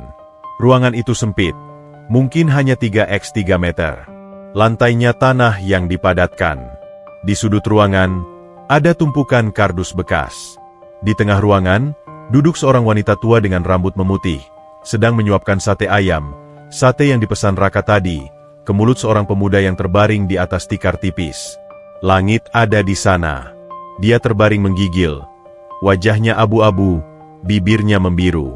Baju pasien rumah sakitnya sudah tidak ada, berganti kaos lusuh yang basah oleh keringat. Di pergelangan tangannya, ada kain perban kotor yang merembes darah. Wanita tua itu, Bu Sarah, menoleh kaget. Dia menjatuhkan piring satenya. "Siapa kamu?" teriak Bu Sarah parau, merentangkan tangannya melindungi langit, seolah Raka adalah malaikat maut yang datang menjemput. Raka tidak menjawab. Matanya terpaku pada langit. Pemuda itu setengah sadar. Matanya sayu menatap Raka. Dokter." Bisik langit lemah. Suaranya seperti gesekan kertas pasir. Raka melangkah maju, mengabaikan Bu Sarah yang mencoba mendorongnya. Dia berlutut di atas lantai tanah yang kotor. Lutut celana kain mahalnya langsung ternoda lumpur. Dia tidak peduli. Dia menyentuh dahi langit. Panas mendidih. Demam infeksi. Kau gila, desis Raka. Suaranya bergetar menahan emosi. Tangannya mencengkeram bahu langit. Kau jalan kaki sampai sini? Kau mau bunuh diri? Maaf. Air mata meleleh dari sudut mata langit, bercampur dengan kotoran di wajahnya. Saya tidak mau. Dokter susah. Saya cuma sampah. Dok, biarkan sampah di tempat sampah. Plak. Raka tidak menampar langit. Dia menampar lantai tanah di sebelahnya dengan keras. Kemarahan meledak di dadanya. Bukan marah pada langit, tapi marah pada takdir. Marah pada ayahnya. Marah pada dunia yang membiarkan adiknya hidup seperti tikus sementara dia hidup seperti raja. Kau bukan sampah, bentak Raka keras, membuat Bu Sarah terlonjak kaget. Raka menatap langit tajam, matanya memerah. Dengar baik-baik. Aku tidak peduli pada karierku. Aku tidak peduli pada direktur rumah sakit. Aku tidak peduli pada uang. Raka menyelipkan tangannya ke bawah tubuh langit, mengangkat tubuh ringkih itu ke dalam gendongannya. Bau apek, bau amis darah, dan bau kemiskinan menyeruak, menempel di kemeja mahal Raka. Kau ikut aku, kata Raka tegas, berdiri sambil menggendong langit yang seringan kapas. Jangan bawa anakku. Bu Sarah menangis, menarik-narik ujung jas Raka. Mau dibawa kemana dia? Kami tidak punya uang. Raka menoleh pada wanita tua itu. Tatapannya melunak. Bu, kata Raka pelan, namun penuh janji. Saya tidak akan menyakiti dia. Saya akan menyembuhkannya. Karena dia berharga bagi saya. Raka berbalik, membawa langit keluar dari gubuk neraka itu. Hujan mulai turun lagi. Rintik-rintik halus yang membasahi wajah mereka. Langit menyandarkan kepalanya di dada bidang Raka, mendengar detak jantung kakaknya yang kuat dan cepat. Kenapa? Gumam langit lirih sebelum kesadarannya hilang lagi. Kenapa dokter peduli? Raka tidak menjawab. Dia hanya mempererat pelukannya, melangkah menembus lumpur gang sempit itu, membawa adiknya kembali menuju cahaya. Menuju satu-satunya tempat di mana dia bisa melawan maut, ruang operasi. Tapi Raka tahu, kali ini perangnya bukan hanya melawan penyakit. Dia harus melawan seluruh dunia untuk menyelamatkan adiknya. Lampu operasi di ruang tindakan IGD menyala terang, membanjiri ruangan steril itu dengan cahaya putih yang menyilaukan. Di tengah sorotan lampu itu, terbaring tubuh langit yang kini telah dipenuhi selang dan kabel, tampak seperti boneka porselen retak yang sedang direkatkan kembali dengan lem medis. Raka berdiri di samping ranjang, tangannya terbungkus sarung tangan lateks. Dia tidak mengizinkan perawat lain menyentuh pasien ini. Dia sendiri yang memasang kembali jalur infus sentral venous catheter langsung ke pembuluh darah besar di leher langit. Prosedur itu berisiko, tapi Raka melakukannya dengan presisi seorang maestro. Tangannya yang biasanya stabil kini bergerak dengan urgensi yang tak terbendung. Saturasi oksigen 88%. Tensi 80/50. Dia shock septic. Dok, lapor perawat asisten dengan suara bergetar di balik maskernya. Dia belum pernah melihat Dokter Raka seobsesif ini pada pasien gelandangan. Naikkan dopamin. Guyur cairan koloid. Siapkan intubasi jika napasnya berhenti. Perintah Raka tajam, matanya tak lepas dari monitor yang menampilkan grafik detak jantung langit yang lemah dan kacau. Bip, bip, bip. Irama itu terdengar seperti lonceng kematian yang sedang diulur waktunya. Setelah kondisi langit sedikit stabil, meski masih kritis, Raka melakukan sesuatu yang tidak ada dalam protokol standar penanganan shock. Dia mengambil sebuah spuit, jarum suntik, kosong. Raka menatap lengan langit yang kurus. Di balik kulit yang kusam dan penuh bekas luka itu, mengalir sungai kehidupan yang membawa rahasia masa lalu. Raka menusukkan jarum itu perlahan.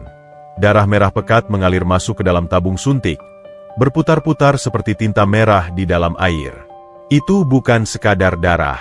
Itu adalah sejarah. Raka mencabut jarumnya, memindahkan darah itu ke dalam dua tabung reaksi berpenutup ungu. Dia melabelinya sendiri. Bukan dengan nama, langit, tapi dengan kode inisial, PX001. Bawa ini ke laboratorium patologi klinik, bisik Raka pada perawat kepercayaannya, Suster Ani. Dia menyerahkan tabung itu seperti menyerahkan bom nuklir yang siap meledak. Minta Dr. Herman melakukan tes halotyping dan analisis mikrosatelit DNA. Bandingkan dengan sampel darah saya yang ada di bank data staf rumah sakit. Suster Ani terbelalak. Tes DNA, Dok? Tapi itu butuh persetujuan direksi dan biayanya. Lakukan sekarang, desis Raka. Matanya menyala dengan api yang menakutkan. Pakai kartu kredit pribadi saya. Jangan sampai ada yang tahu, terutama Dokter Sinta. Katakan ini untuk penelitian genetik langka. Jika bocor, kau kupecat. Perawat itu mengangguk panik dan berlari keluar membawa tabung darah itu. Raka tinggal sendirian di ruangan itu bersama langit yang tak sadarkan diri. Jam dinding berdetak. 1 jam. 2 jam. Waktu terasa melar. Memanjang seperti karet yang ditarik hingga batas putusnya. Raka duduk di kursi besi di samping ranjang, menatap wajah langit lekat-lekat. Dia mencari-cari jejak itu. Dia menelusuri garis rahang langit yang tegas, bentuk hidungnya yang mancung, dan lekukan alisnya. Tanpa kotoran dan daki jalanan, wajah pemuda ini sangat mirip dengannya. Raka mengangkat tangannya sendiri, menyejajarkannya dengan tangan langit yang terkulai. Bentuk jari mereka sama, panjang dan lentik. Jari seorang pianis atau dokter bedah. Bedanya, tangan Raka halus terawat, sementara tangan langit kasar, kapalan, dan kukunya hitam. Siapa kau sebenarnya? Gumam Raka pada keheningan. Apakah kau benar-benar adik kecil yang dulu menangis di pangkuan ibu? Raka memejamkan mata, membiarkan kelelahan dan ketakutan menggerogoti pertahanannya. Dia ingat ayahnya, Tuan Besar Aditya yang selalu berkata bahwa darah mereka adalah darah biru, darah unggul. Ayah membuang bayi itu karena ginjalnya rusak. Ayah bilang produk cacat harus dibuang agar tidak merusak brand keluarga. Jika langit benar-benar adiknya, maka Raka selama ini hidup di atas tumpukan kebohongan. Dia bukan putra tunggal yang sempurna. Dia hanyalah sisa dari keluarga yang tega memutilasi anggotanya sendiri demi gengsi. Ting! Ponsel Raka bergetar di saku jasnya. Sebuah email masuk dari laboratorium patologi. Subjeknya, hasil analisis komparatif PX001, Dr. Raka Aditya. Jantung Raka berhenti berdetak sesaat. Dia menarik napas dalam, jari jempolnya melayang di atas layar ponsel. Dia takut. Untuk pertama kali dalam hidupnya, Raka Aditya takut pada sebuah fakta ilmiah. Membuka email ini berarti membuka kotak Pandora. Tidak ada jalan kembali. Raka menekan layar itu. Dokumen PDF terbuka. Matanya dengan cepat memindai barisan angka, grafik alel, dan terminologi medis yang rumit. Dia tidak butuh membaca kesimpulannya. Sebagai dokter, dia bisa membaca data mentahnya. Lokus D8S1179, match. Lokus D21S11, match. Lokus FGA, match. Deretan kata, match, itu berbaris rapi seperti tentara yang menembaki egonya. Dan di bagian paling bawah, tertulis dengan huruf tebal yang seolah dicetak menggunakan tinta emas. Probabilitas hubungan saudara kandung, full sibling 99,98%. Raka menjatuhkan ponselnya ke lantai. Brak, lututnya lemas. Dia merosot dari kursi, berlutut di samping ranjang langit. Napasnya memburu. Dadanya sesak seolah oksigen di ruangan itu tersedot habis. Dia bukan orang asing. Dia bukan gelandangan yang kebetulan lewat. Dia bukan sekadar pasien amal. Dia adalah adik. Darah yang mengalir di tubuh pemuda yang sekarat di hadapannya ini adalah darah yang sama dengan yang mengalir di tubuh Raka. Ginjal yang rusak itu adalah ginjal yang terbentuk di rahim yang sama dengan ginjal Raka. Raka menatap wajah damai langit dengan pandangan yang kabur oleh air mata. Air mata yang selama 20 tahun tidak pernah dia keluarkan. Maafkan kakak, bisik Raka. Suaranya pecah menjadi isakan yang menyayat hati. Dia meraih tangan langit yang penuh bekas suntikan, menggenggamnya erat-erat, menempelkannya ke pipinya yang basah. Maafkan kakak yang tidak mencarimu. Maafkan kakak yang menghinamu. Rasa bersalah itu menghantamnya seperti ombak tsunami. Dia hampir membunuh adiknya sendiri. Dia membiarkan adiknya hidup di gubuk sampah sementara dia tidur di kasur sutra. Di tengah isak tangis penyesalan itu, monitor detak jantung tiba-tiba berbunyi nyaring. Garis hijau di layar berubah menjadi garis lurus. Henti jantung. Cardiac arrest. Tubuh langit yang lelah akhirnya menyerah. Tidak. Raka berteriak, melompat berdiri. Air matanya seketika kering, digantikan oleh mode tempur. Tidak sekarang. Kau tidak boleh mati setelah aku menemukanmu. Raka melompat ke atas ranjang, menempatkan kedua tangannya di dada tengah langit, dan mulai melakukan kompresi dada. RJP. Resusitasi jantung paru. 1, 2, 3, 4. Raka menghitung dengan keras, menekan dada adiknya dengan segenap tenaga. Setiap tekanan adalah doa. Setiap tekanan adalah permohonan ampun. Bangun, Dik. Bangun. Teriak Raka di sela-sela napasnya. Jangan tinggalkan kakak lagi. Ku mohon. Pintu ruangan terbuka kasar. Tim kode biru, Code Blue, berlarian masuk membawa defibrilator. Tapi bagi Raka, dunia di sekelilingnya lenyap. Hanya ada dia, adiknya, dan pertempuran melawan malaikat maut yang ingin merenggut satu-satunya keluarga sejatinya. Di layar monitor, garis lurus itu masih membentang, mengejek Raka dengan kebisuan kematian.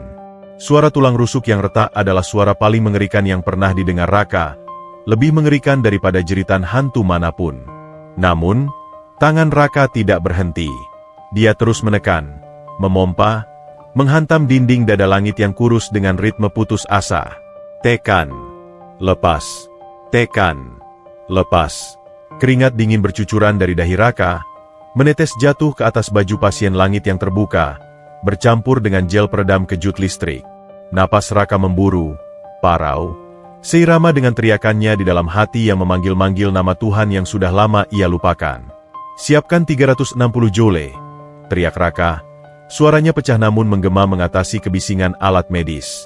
Tapi Dok, tubuhnya terlalu lemah. Perawat anestesi mencoba protes.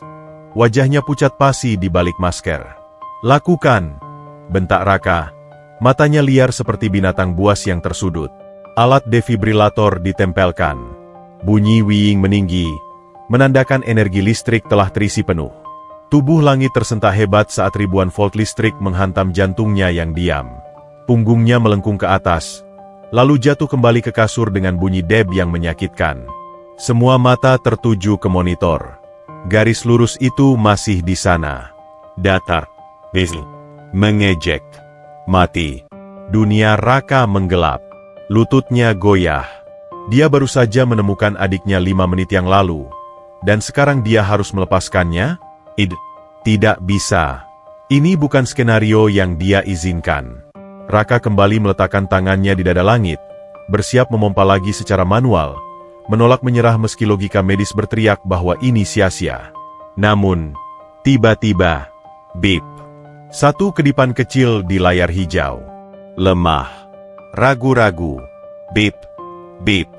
Irama sinus kembali. Lambat, rapuh. Seperti nyala lilin yang ditiup angin badai. Tapi ada. Jantung itu berdetak lagi. Jantung yang berbagi kode genetik yang sama dengannya menolak untuk berhenti. Raka ambruk lantai, bersandar pada kaki ranjang.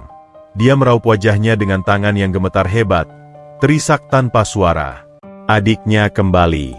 Walaupun hanya selangkah dari gerbang kematian, dia kembali. Namun, kelegaan itu tidak berumur panjang. Pintu ruang tindakan terbuka lebar, bukan oleh tim medis, melainkan oleh kekerasan birokrasi. Dokter Sinta berdiri di sana. Wajahnya sedingin es kutub. Di belakangnya, 2 orang petugas berseragam polisi dengan wajah kaku melangkah masuk. Aura mereka mengubah udara steril ruangan itu menjadi mencekik. Hentikan dramanya, Raka. Suara Sinta membelah keheningan pasca resusitasi, tajam dan tanpa empati. Raka mendongak, matanya merah dan basah, menatap Sinta dengan tatapan membunuh. Dia perlahan bangkit berdiri, merentangkan kedua tangannya di depan ranjang langit, menjadi tameng hidup bagi adiknya yang sedang koma. Dia baru saja henti jantung, desis Raka, suaranya rendah dan berbahaya. Siapapun yang menyentuhnya, akan berhadapan denganku. Salah satu polisi maju selangkah, memegang borgol perak di tangannya. Maaf, Dokter Raka. Kami mendapat laporan pencurian obat golongan narkotika dan tindak pidana melarikan diri, ucap polisi itu datar.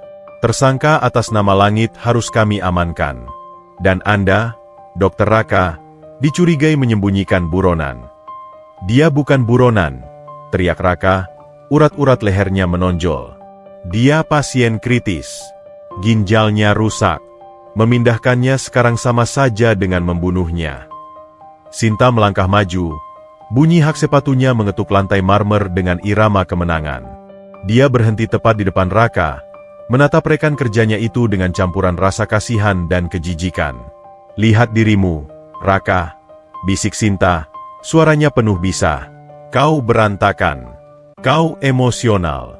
Kau melanggar sumpah doktermu dengan memprioritaskan perasaan pribadi di atas hukum.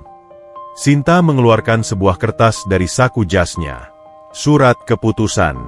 Direksi sudah rapat darurat 10 menit yang lalu, tepat saat kau melakukan tes DNA ilegal itu. Sinta tersenyum miring, senyum yang merobek sisa harapan Raka. Dia tahu. Kami tahu kau menyalahgunakan fasilitas lab untuk kepentingan pribadi. Surat ini adalah penonaktifan sementaramu, Raka.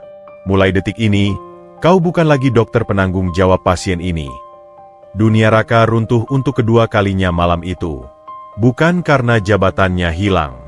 Bukan.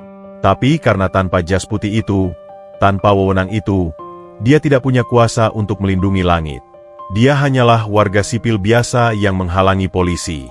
Tolong. Raka, si dokter arogan yang tidak pernah menunduk pada siapapun, kini menjatuhkan harga dirinya ke titik nadir. Dia menangkupkan kedua tangannya di depan dada, memohon pada Sinta. Sinta, tolong. Aku akan berikan apa saja. Ambil jabatanku. Ambil sahamku. Tapi biarkan dia di sini. Dia adikku. Sinta. Dia adik kandungku. Pengakuan itu keluar begitu saja. Jujur. Telanjang. Sinta tertegun sejenak. Ada kilatan terkejut di matanya. Namun, roda birokrasi tidak memiliki rem bernama perasaan. Itu menjelaskan obsesi gilamu, kata Sinta pelan, nada suaranya sedikit melunak tapi tetap tegas. Tapi itu tidak mengubah hukum, Raka. Justru itu membuatmu semakin bias. Polisi akan membawanya ke RS Polri. Itu prosedur. Dia tidak akan bertahan di perjalanan. Itu bukan urusan kita lagi, potong Sinta, lalu memberi isyarat pada polisi. Bawa tersangka. Polisi itu bergerak maju, menyingkirkan Raka dengan paksa. Raka mencoba melawan, mendorong polisi itu, tapi tubuhnya yang kelelahan kalah tenaga. Dia terdorong mundur, menabrak lemari obat hingga kaca-kacanya pecah berantakan. Perang. Raka merosot di antara pecahan kaca, menyaksikan dengan horor saat polisi mulai melepas kabel monitor dari tubuh Langit. Mereka memindahkan tubuh ringkih adiknya ke berangkar dorong polisi yang keras dan dingin. Kakak. Sebuah bisikan halus terdengar di tengah keributan itu. Raka tersentak. Langit, di tengah komanya, meneteskan air mata. Bibirnya bergerak tanpa suara, memanggil satu-satunya pelindung yang dia miliki. Raka ingin bangkit, ingin menghajar mereka semua, tapi dua petugas keamanan rumah sakit menahannya. Dia hanya bisa menonton, tak berdaya, saat berangkar itu didorong keluar ruangan. Langit dibawa pergi. Adiknya, yang baru saja dia temukan, direnggut kembali oleh kejamnya dunia yang tidak pernah berpihak pada mereka. Pintu tertutup. Hening. Raka ditinggalkan sendirian di ruangan yang berantakan itu. Pecahan kaca berserakan di sekitarnya seperti kepingan hidupnya yang hancur. Di lantai, masih ada noda darah Langit. Di udara, masih tercium bau ozon sisa kejut listrik. Malam itu benar-benar gelap. Gelap yang tidak bisa ditembus oleh lampu operasi manapun. Raka mengambil pecahan kaca dari lantai, menggenggamnya erat hingga telapak tangannya berdarah. Rasa sakit itu membuatnya sadar bahwa dia masih hidup. Dan selama dia masih hidup, dia tidak akan membiarkan ini berakhir begini. Hukum manusia mungkin telah memvonis langit. Tapi Raka adalah dokter bedah. Dia terbiasa menipu kematian. Jika dia harus melawan hukum, melawan rumah sakit, bahkan melawan Tuhan sekalipun untuk menyelamatkan adiknya, dia akan melakukannya. Di dalam kegelapan yang pekat itu, sebuah rencana gila mulai tumbuh di benak Raka. Sebuah rencana yang akan mempertaruhkan segalanya. Operasi ilegal. Jika rumah sakit ini menolak merawatnya, Raka akan menciptakan ruang operasinya sendiri. Jika dunia tidak memberinya ginjal, Raka akan membelah perutnya sendiri. Mata Raka yang tadi basah kini mengering, menyisakan tatapan dingin yang tajam. Tatapan seorang kakak yang siap membakar dunia demi adiknya. Hujan badai di luar semakin menggila, seolah alam semesta sedang berteriak marah. Namun, teriakan itu kalah nyaring oleh dencit ban mobil yang memekakan telinga di area drop-off lobi rumah sakit. Sebuah sedan hitam mewah melesat memotong jalur, memblokir jalan tepat di depan ambulans polisi yang sirenenya baru saja menyala. Ciit! Ambulans itu mengerem mendadak. Bannya terseret di aspal basah, berhenti hanya beberapa sentimeter dari bodi samping mobil sedan Raka yang mahal. Pintu sedan terbuka. Dokter Raka Aditya keluar. Dia tidak lagi terlihat seperti dokter yang rapi. Jas putihnya ternoda darah, kemejanya basah kuyup oleh hujan, dan rambutnya acak-acakan. Namun, matanya menyala dengan kegarangan yang membuat nyali siapapun menciut. Di tangannya, dia menggenggam sebuah kunci Inggris besar yang entah dia ambil dari mana. "Mundur!" teriak Raka, suaranya menggelegar menembus deru hujan. Dia memukul kap mesin ambulans dengan kunci Inggris itu. Dang! Bunyi besi beradu besi yang mengerikan. Sopir ambulans dan polisi di kursi depan terbelalak kaget. Mereka belum pernah melihat dokter spesialis terhormat bertingkah seperti preman jalanan. "Keluar! Bawa pasiennya kembali ke dalam," perintah Raka lagi. Kali ini dia menghantam kaca jendela samping sopir hingga retak seribu. "Anda gila, Dok! Anda bisa ditembak!" teriak polisi itu, tangannya meraba pistol di pinggang. "Tembak saja!" Raka merentangkan tangannya, membusungkan dadanya tepat di depan moncong mobil. Air hujan mengalir di wajahnya seperti air mata. "Tembak aku. Tapi kalau kalian bawa dia pergi sekarang, dia akan mati dalam 5 menit. Dan demi Tuhan, aku akan menghantui kalian sampai ke neraka." Pintu belakang ambulans terbuka. Petugas medis yang di dalam berteriak panik. "Pak, pasien arrest lagi. Jantungnya berhenti. Kita butuh alat pacu jantung sekarang." Waktu seolah berhenti. Ancaman Raka bukan bualan.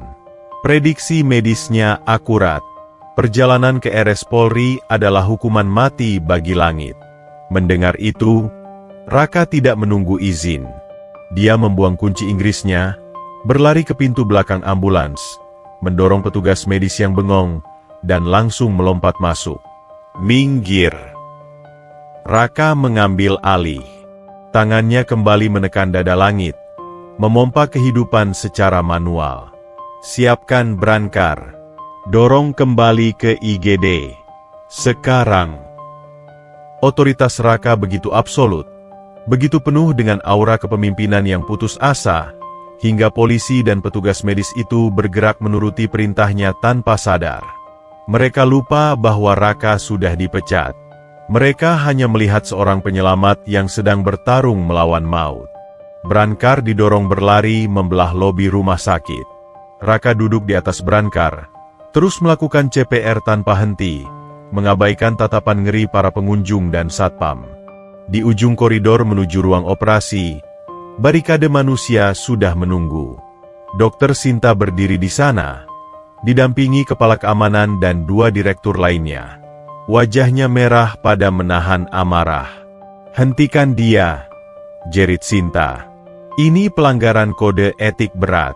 Tangkap Raka. Satpam bergerak maju, hendak menahan Brancar. Raka melompat turun, napasnya memburu, dadanya naik turun. Dia berdiri di depan Brancar Langit, menghalangi jalan mereka sendirian. Minggir, geram Raka rendah. Kau sudah selesai, Raka, desis Sinta. Kau bukan dokter di sini lagi. Menyingkirlah, atau kami seret kau keluar seperti anjing. Raka tertawa, tawa yang getir dan hampa. Dia merogoh saku jasnya yang basah, mengeluarkan ponselnya yang layarnya retak, dan mengangkatnya tinggi-tinggi. Di layar itu, terpampang hasil tes DNA yang tadi dia terima. Kalian mau membuangnya karena dia miskin? Karena dia pencuri? Teriak Raka, suaranya menggema di seluruh lobi yang mendadak hening. Lihat ini, lihat. Raka memutar ponselnya ke arah semua orang, ke arah Sinta, ke arah perawat, ke arah pengunjung yang mulai merekam dengan kamera HP. Namanya Langit. Dan dia adalah adik kandungku. Pengakuan itu meledak seperti bom. Sinta ternganga. Para perawat menutup mulut tak percaya. Bisik-bisik mulai terdengar riuh. Adik Dokter Raka? Gelandangan itu? Darahnya adalah darahku. Lanjut Raka, air matanya menetes lagi, bercampur keringat. Ginjalnya rusak karena kelainan genetik yang sama dengan yang diwariskan ayah kami. Kalian mau membunuhnya? Silakan. Tapi ketahuilah, kalian sedang membunuh adik dari Raka Aditya, penyumbang dana terbesar yayasan ini. Sinta pucat pasi. Dia tahu implikasinya. Jika media tahu RS membiarkan adik kandung donatur utama mati karena birokrasi, reputasi rumah sakit akan hancur lebur. Saham akan menjadi debu. Buka pintu operasinya. Suara Raka bergetar, memohon sekaligus memerintah. Dia menatap Sinta tajam. Buka, Sinta, atau aku akan pastikan seluruh dunia tahu kau membunuh adikku. Sinta menatap Raka, lalu menatap tubuh Langit yang sekarat, lalu menatap kerumunan yang merekam. Dia kalah. Buka pintu OK1, perintah Sinta lemah pada kepala keamanan, suaranya hampir tak terdengar. Pintu ganda otomatis itu terbuka lebar. Raka tidak membuang waktu.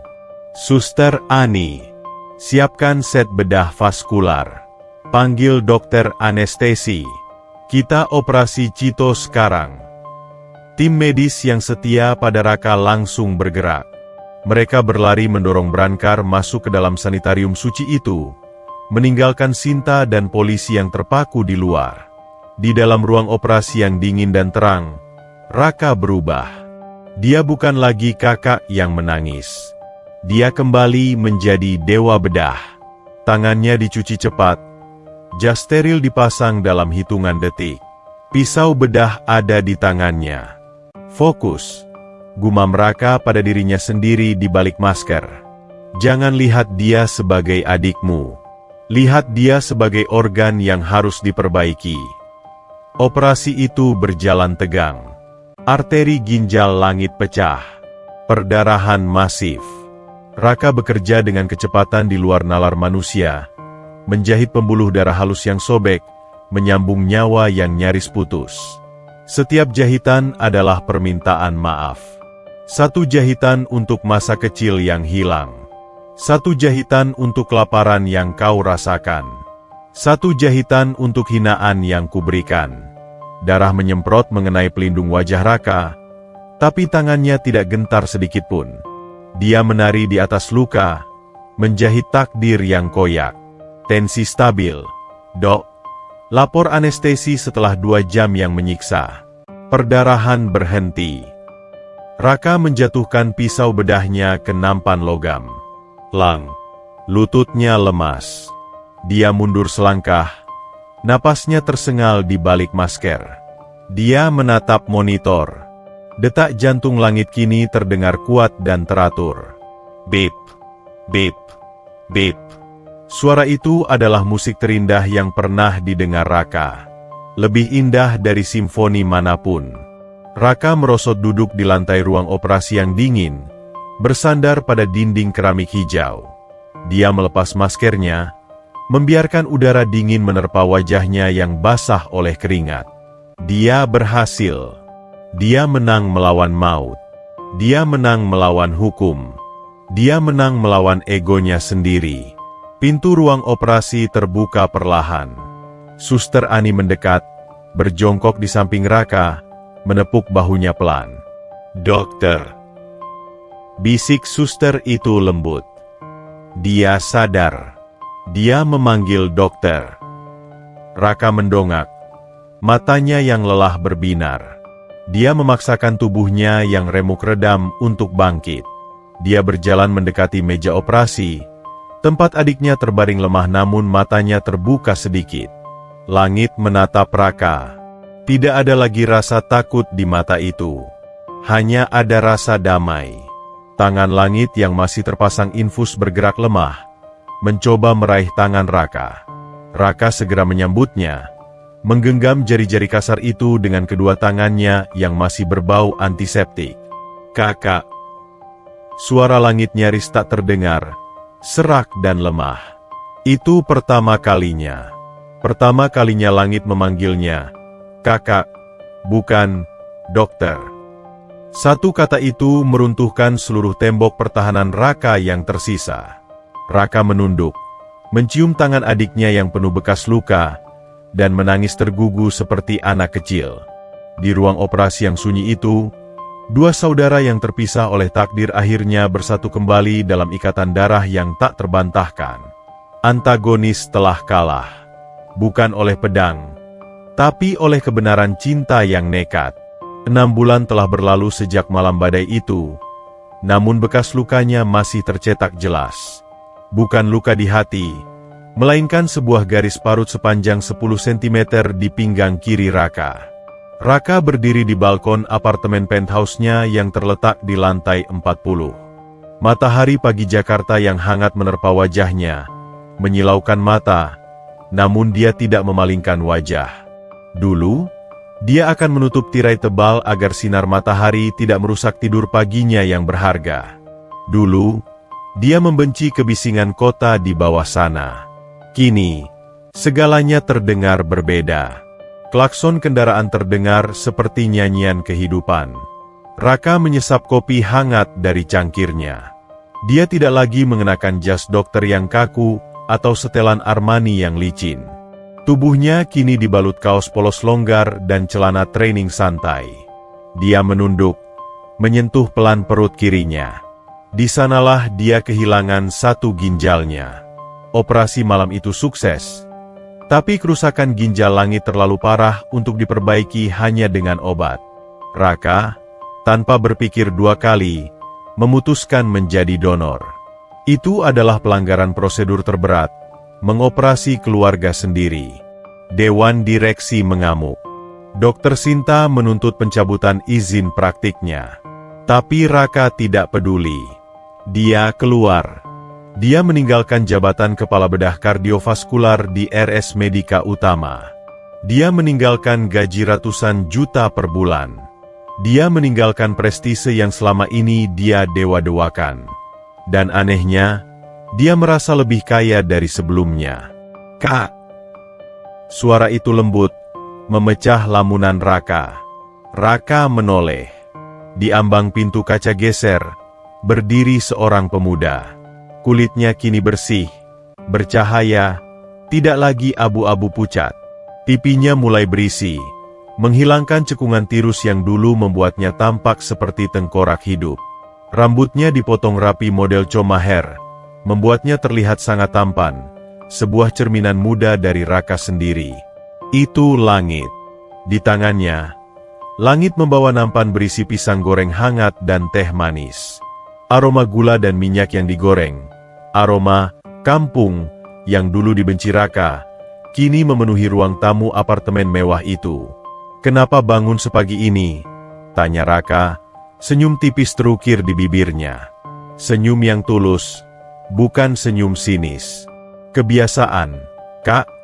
Jawab Langit sambil meletakkan nampan di meja kecil di balkon.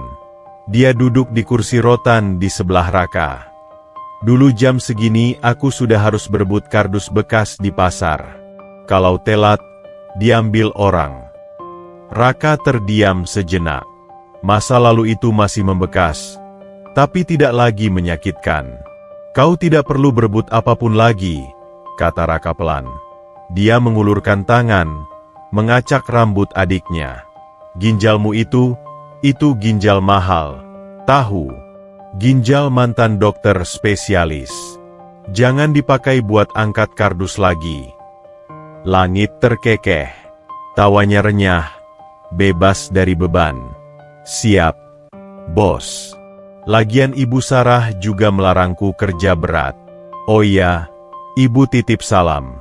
Katanya kakak kapan main ke rumah barunya lagi? Ibu masak sayur lodeh kesukaan kakak. Bu Sarah. Wanita pemulung tua itu kini tinggal di sebuah rumah sederhana namun layak di pinggiran kota. Rumah yang dibeli Raka dari hasil menjual salah satu mobil sportnya. Raka tidak bisa memisahkan Langit dari ibu angkatnya. Jadi dia melakukan satu-satunya hal logis, mengadopsi ibunya juga. Nanti sore kita ke sana, janji Raka. Mereka duduk bersisian dalam hening, memandang panorama gedung pencakar langit Jakarta. Langit meraba lehernya. Di sana, melilit dengan manis, ada syal rajut biru itu. Syal itu sudah dicuci bersih, wangi molto, namun pola rajutannya yang salah masih tetap ada. Raka tidak memperbaikinya. Dia membingkainya dalam ingatan. Cacat pada syal itu adalah bukti bahwa ketidaksempurnaan pun layak dicintai. Sama seperti Langit. Sama seperti Raka yang kini hidup dengan satu ginjal dan tanpa gelar mentereng. Kak, panggil Langit lagi. Kali ini nadanya lebih serius. HM. Apa kakak tidak menyesal? Langit menatap mata kakaknya dalam-dalam. Kakak kehilangan karir. Kakak kehilangan reputasi. Kakak bahkan diusir dari keluarga besar ayah karena memilih sampah sepertiku. Raka meletakkan cangkir kopinya. Dia memutar tubuhnya menghadap Langit. Diusir keluarga besar Aditya? Ya. Ayahnya memutus hubungan begitu tahu Raka mendonorkan ginjal untuk anak buangan itu. Tapi Raka tidak merasa kehilangan. Justru dia merasa baru saja membuang sampah beracun dari hidupnya. Dengar, Langit, ucap Raka tegas.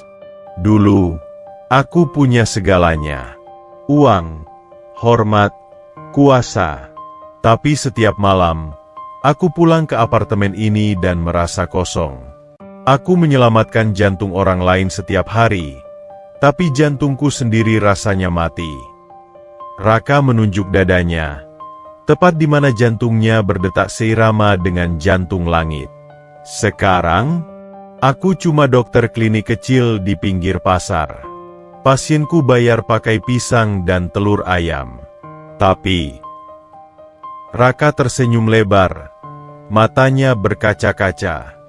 Tapi setiap kali aku pulang, ada kau, ada Ibu Sarah, ada keluarga. Raka meraih tangan Langit, menggenggamnya erat. Aku tidak kehilangan apa-apa, Dik. Justru aku menemukan bagian diriku yang hilang 20 tahun lalu. Kau bukan beban. Kau adalah penyelamatku. Air mata menetes di pipi Langit. Dia tidak menjawab, hanya memeluk kakaknya erat-erat. Pelukan dua saudara yang telah melewati neraka untuk bisa duduk di surga kecil ini. Mereka adalah dua sisi koin yang akhirnya bersatu. Si kaya belajar menjadi manusia, si miskin belajar menjadi berharga. Di sudut ruangan, sebuah plakat baru tergantung di dinding, menggantikan deretan sertifikat penghargaan Raka yang dulu. Plakat itu bertuliskan nama klinik baru yang didirikan Raka. Klinik Langit Aditya melayani dengan hati, bukan dengan harga. Pagi itu, di bawah langit Jakarta yang biru cerah, Raka menyadari satu hal. Kebahagiaan tidak terletak pada seberapa mahal jam tanganmu atau seberapa bersih sepatumu. Kebahagiaan adalah ketika kau bisa berbagi sisa napasmu dengan orang yang kau cintai. Dan di balkon itu, sambil memakan pisang goreng buatan adiknya, Raka Aditya merasa menjadi orang paling kaya di dunia. Tamat.